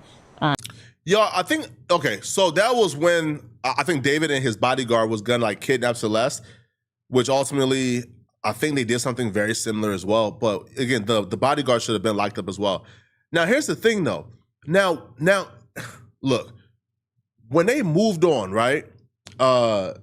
I think this was like what? Like, oh my God, this was I think this was in 2024 as well. Because this is when the missing posters first went up. One of David's friend came out and did a story time, and she says, yo, I confronted David about this. He told me she was 19. He convinced me and lied to me. Now, a lot of people, I think the friend is called like Aisha. People is giving Aisha a lot of flack and backlash saying, huh? How did he convince you? But it looks like David is just a sociopath, bruh. He's just really, really, really skilled at lying. He's really great at lying. He's just a sociopath from what it looks like. He's an absolute imbecile sociopath. So which is why, again, I have no mercy for the friends around him, but you kind of have to at least understand how David could have at least manipulated or deceived them into thinking Celeste was 19 at some point. But I don't know. I feel like, once they came around Celeste, I don't care how good David lied. Once you come around Celeste, I feel like you should be able to tell pretty easily, okay, this is a girl who's really young. And if you still continue to be naive and quote unquote be manipulated by David after the fact, then that's on you. But I don't know to what extent like Aisha spent time with David. But yeah, like that's something that, like when they say, yo, David lied pretty easily during the body cam footage, it made me think of Aisha, who says, yo, David lied to me when I confronted him about this, and I believe everything he said because he provided proof and receipts. So it looks like David already had proof on deck, anticipating anybody confronting him about this. Yo, this dude is a sociopath, man. Showing that David and Celeste were talking about something called OA, Operation Awesome. where they were plotting her departure, her runaway from her home in Lake Elsinore. And this struck me too. David appears to be the one pushing this. He's the one who keeps on asking her, do you have your bags packed? He tells her, bring everything you're going to use that I can immediately replace. Bring a bigger bag. Do you have everything packed? Are you ready to go? In one of these messages from that particular exchange, he calls that her runaway date. And I believe it was the day before Valentine's Day in 2024. He calls it the most important day of her life. Wow. Aside from their anticipated wedding. Again, at this time, she is only 13 years old. This is just a couple weeks after, memorialized in these text messages, she apparently had an abortion. And the prosecutor made sure to have the LAPD detective presenting this evidence read messages from Celeste to David, confirming that it is his child. And just because I'm looking at the notes here that you sent over today, and this was right before court ended, kind of talking about the dynamic of this relationship, because it had been presented, at least to me at this point, that, Wow. This was so one-sided. Celeste was jealous of whoever David was seeing, right? And the reason that he allegedly killed her was because she was going to expose everything. And the text you have here, this is from March 2025. So this is roughly a month, maybe 2 months before she passes away. And Celeste appears to be the one trying to move on post-breakup. She says she is okay with staying friends, but she doesn't want to be connected online. She isn't interested in continuing to have sex with him. And the quote from that text is without a label, which sounds way more of a casual kind of level-headed approach to their. Yo, it's so wild. Listen, man. You hear those messages and you forget this girl was 13. Bruh, son. I think, this case is kind of like desensitized us. We have listened to these details and we've listened to so much that we kind of hear it and it just goes over our heads. Son, abortions, regretting not keeping a child. I don't want to sleep with you without a title. This man was having these conversations. This man was having like 50 Shades of Grey with a 13-year-old. Bruh, sir, you gotta burn at the stake, bro. Listen, the jail ain't enough, bro. We want you under the jail. This is terrible, bro. This is terrible, kind of level-headed approach to their situation as to what maybe we thought ahead of time. Everything that I heard and saw today in court relating to this digital evidence flipped what I thought I knew about the nature of their relationship. It does not seem to me like Celeste was the one pushing for more. She's actually the one who seems a little bit more casual, a little bit more hesitant in these messages. To me, David is the one who is aggressively pursuing more time together, living together, going on trips together. He's the one who's initiating a lot of this, and you just can't get past her age during all of this. She is 13. She is just barely 14. It's just awful. I mean, she's so young. I know that they started talking, I guess, back when she was 11, reportedly, which is just, it's just another element to this. As far as David, we've talked about his demeanor in the courtroom, and I know earlier today we'll talk in a moment about some of the graphic images that were shown when the deputy medical examiner was on the stand. But how did David act during this part of it? I mean, we're explaining very, very explicit images that were on his phone, very personal text messages now for the world to see. I heard that they said that when the gory stuff came out, because they did show her dead body. Like, they showed the limbs, they showed the autopsy, they showed I heard when that came up, he looked away, that he couldn't look at it. But I haven't heard what he did when the freaky deaky stuff came out. If he looked away when the dead body came out, but then when the freaky deaky stuff came out, he was jail. Jail, homie. Jail. You don't even need a trial. For things like this, bruh, I wouldn't even waste tax-paying dollars, bruh. We've seen enough. There's absolutely no defense of this. Yo, and the worst part about this too, yo, is like, yo, is David's lawyer is an attorney. I think Beth Silverman is the prosecutor, I think. But yo, David's attorney is a woman. It's a woman defending this. I can't be an attorney, bruh. I cannot rationalize in my head this is a job when defending somebody being accused of this. As an attorney, how do you come to court and look at this dude and then go home and think of ways to get him out of jail? What? Do y'all judge an attorney who does that? Or do y'all treat it as, yo, this is just their job? If your parents was an attorney, if your brother or family member was an attorney, and you found out that they was representing David and they was trying to find creative ways to get David out of jail or to get him to beat this case, would y'all judge them? Right? Like, why aren't we tougher on attorney? I guess everybody needs an attorney, but it gotta be a little more difficult, bro, to find an attorney, bro. Let one of the bro, I don't know, bro. Like, let like a state appointed, right? Like somebody who's appointed, let them do it. A public defender. But if you have a private practice and you are engaging in a defense like this, I don't feel like you should be rewarded any more businesses, bro. Straight up, this is bad. We're explaining very, very explicit images that were on his phone, very personal text messages now for the world to see. It comes with what the was job. He doing during that I guess. This was interesting, too. This was actually the first instance, Chris, during this preliminary hearing where it seemed to me like David was actively engaged in his own defense. Today was the first time I actually noticed him using the pen or pencil in front of him and that yellow legal notepad that I keep on peeking at, trying to see if he's taking any notes. Before today, I haven't seen him writing anything down, and I've got an eye on him at all times just to see how he's reacting to what's being said about him, his actions. Nothing before today, not a single thing written down.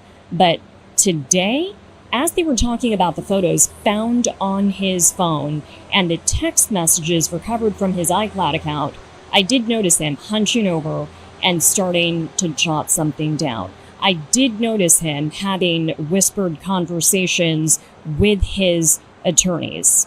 At one point, this was when, and this was really tough. This was actually what prompted the victim's mother to start crying and both of her parents to walk out of the courtroom, flanked by their attorney. But when they were describing the incredibly explicit images of David and Celeste engaged in various types of sexual activity found on David's phone, I noticed David losing his composure a little bit. The entire time that I've been watching him in court during this hearing and the staff. Yo, this freaky monkey kept the images? Yo, when they found, and this is the best, when they found his phone, by the way, they found like a terabyte. They found a terabyte. Do you understand how much they found a terabyte of images and videos. I think it was even more. I think it was more than a terabyte of explicit images and videos of him and Celeste and other victims. The freaky frog, the freaky toad kept it after she died. He kept it while he was being investigated. He kept it while he knew he was being investigated for first-degree murder. He kept it while he knew his homies was being pulled in for grand juries.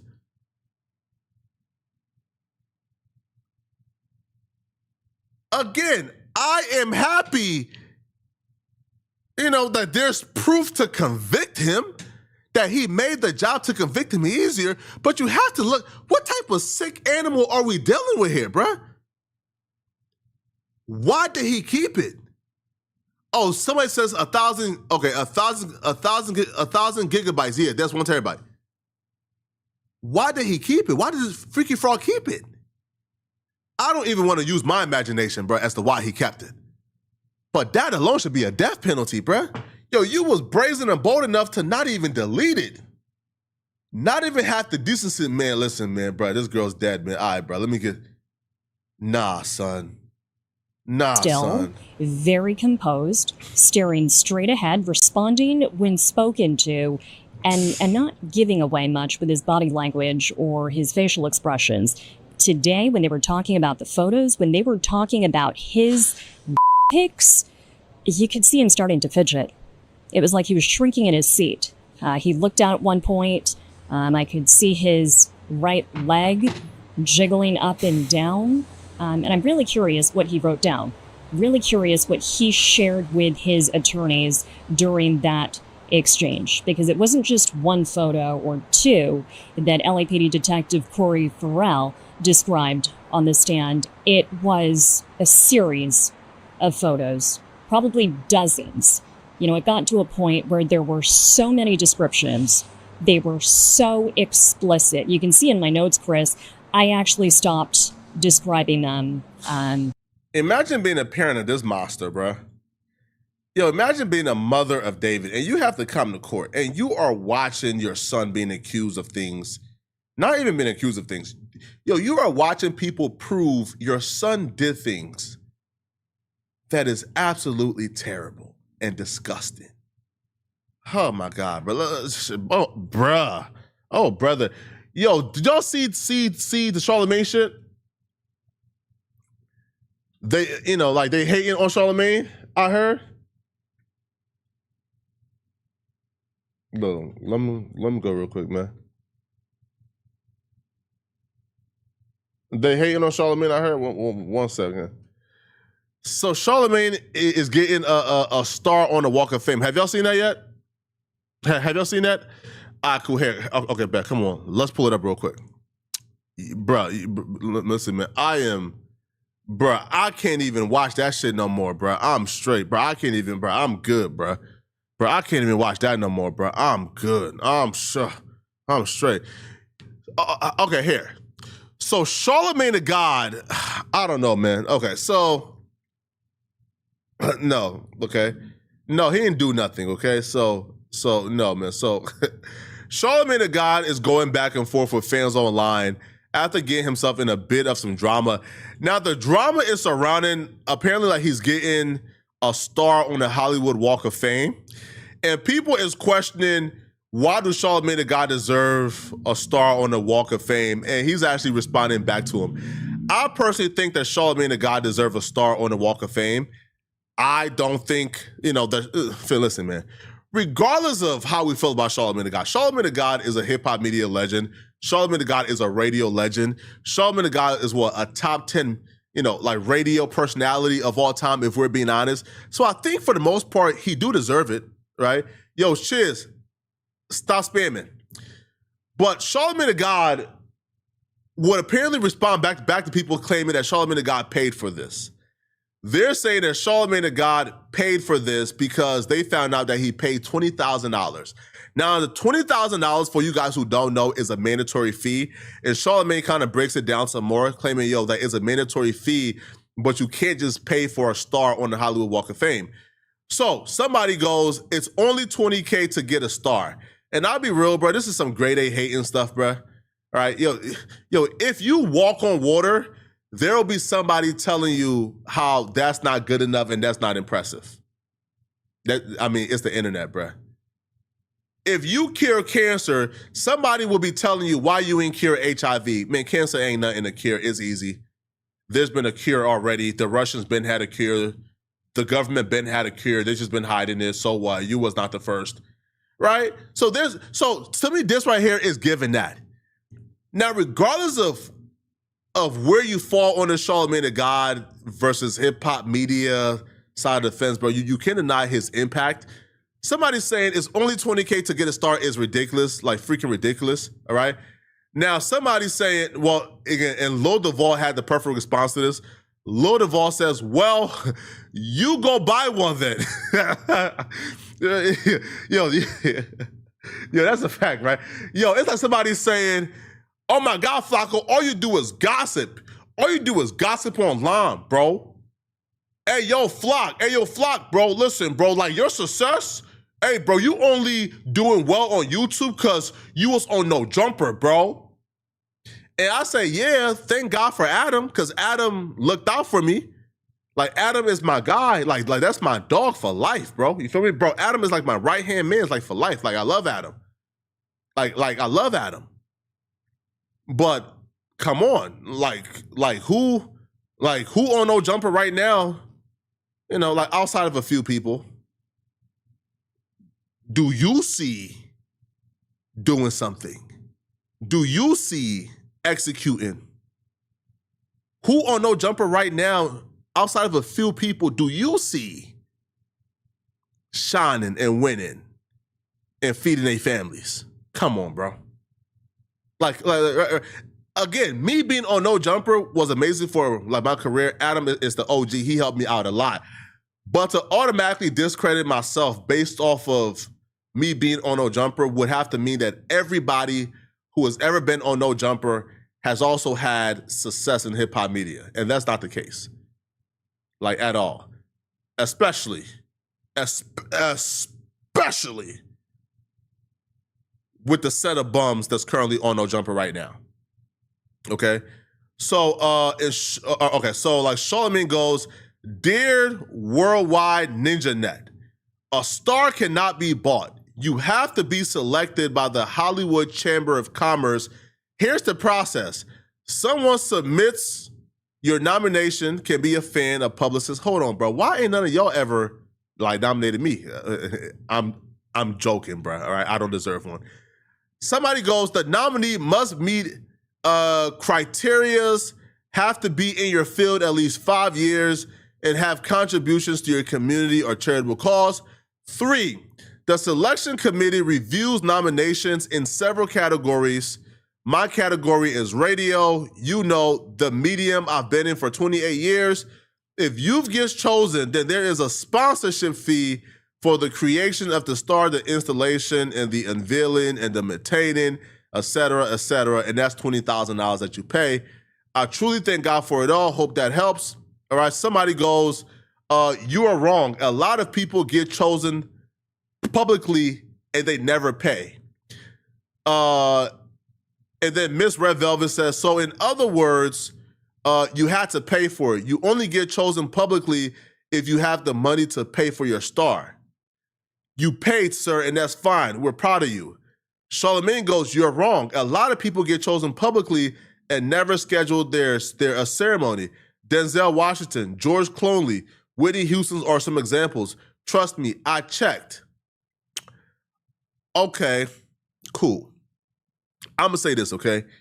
Now, Charlamagne paying $20,000 to get his star, I don't understand what's wrong with that, bro. If that's the literally required fee, now here, if the fee only applies to certain people who, you know, was not as worthy, but you could pay to kind of, you know, push yourself to the front of the line, then understood. But if this is literally, hey, if you want a Hollywood star, you have to pay the $20K after you are selected for the maintenance. In that regard, I don't understand why anybody would have a problem with this. I don't feel like this takes away from anything Charlamagne the God has done. You feel me? Like, shout out to Charlamagne, bro. You feel me? We're proud of him. Okay, now here is the actual video of the induction ceremony. Category of radio.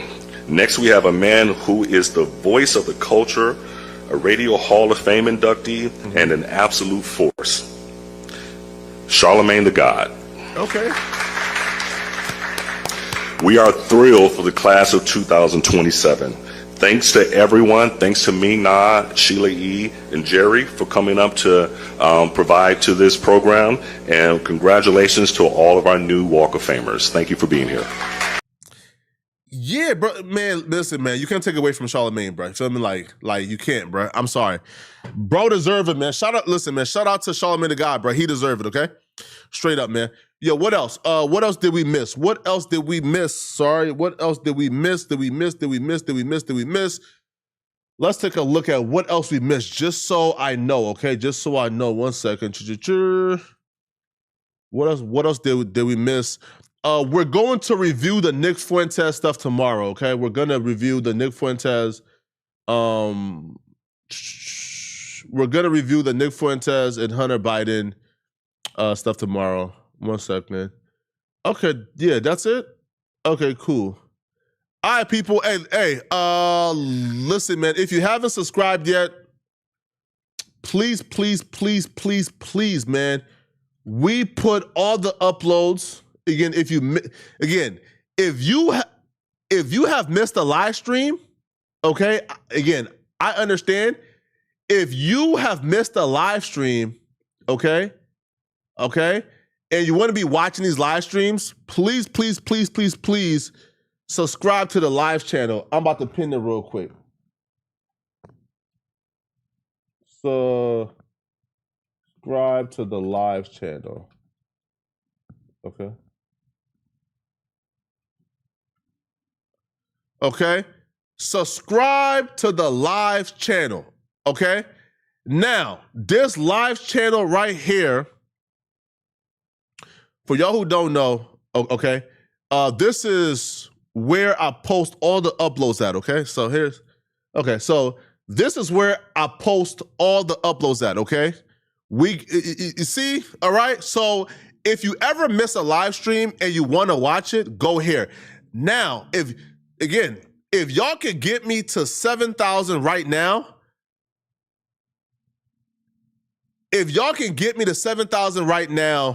we'll go another 30 minutes or another hour. Come on. If y'all can get me to 7,000 right now, we'll go another hour. Come on. Come on. Let's go. Also, too, start spamming topics right now, too, that y'all want, you feel me, that y'all want to discuss. Start spamming topics y'all want to discuss right now. Come on. Start spamming topics y'all want to discuss. Come on.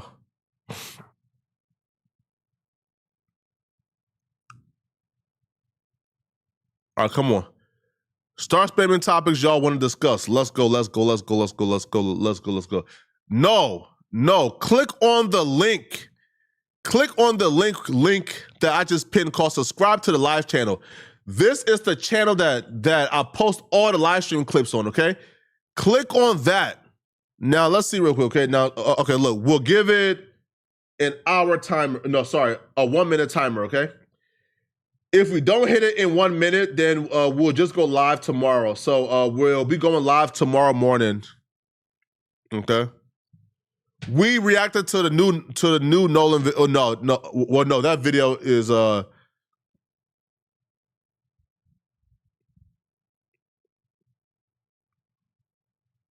okay. So okay, come on. We have one. Okay, we have 1 minute. Y'all get me to 7,000. We'll talk about YG and everybody involved. Come on, bruh. There's 3,000 people in here. 300 just gotta leave. Click on the link, subscribe, and that's it. Just 300. Just 300. That's it. That's it. Come on. 20 more seconds, people. Come on. Damn, okay. Come on. 20 more seconds.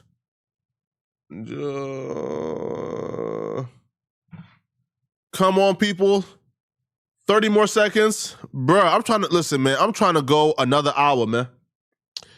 Right? Bruh. Yeah, bro. Like Mo3, Yellow Beezy, Trump saying Andrew Tate. You feel me? Like, we got so much, man. Come on. We got so much to talk about. Come on.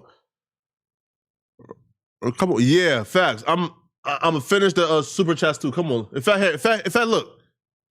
Matter of fact, look, okay? Look, okay?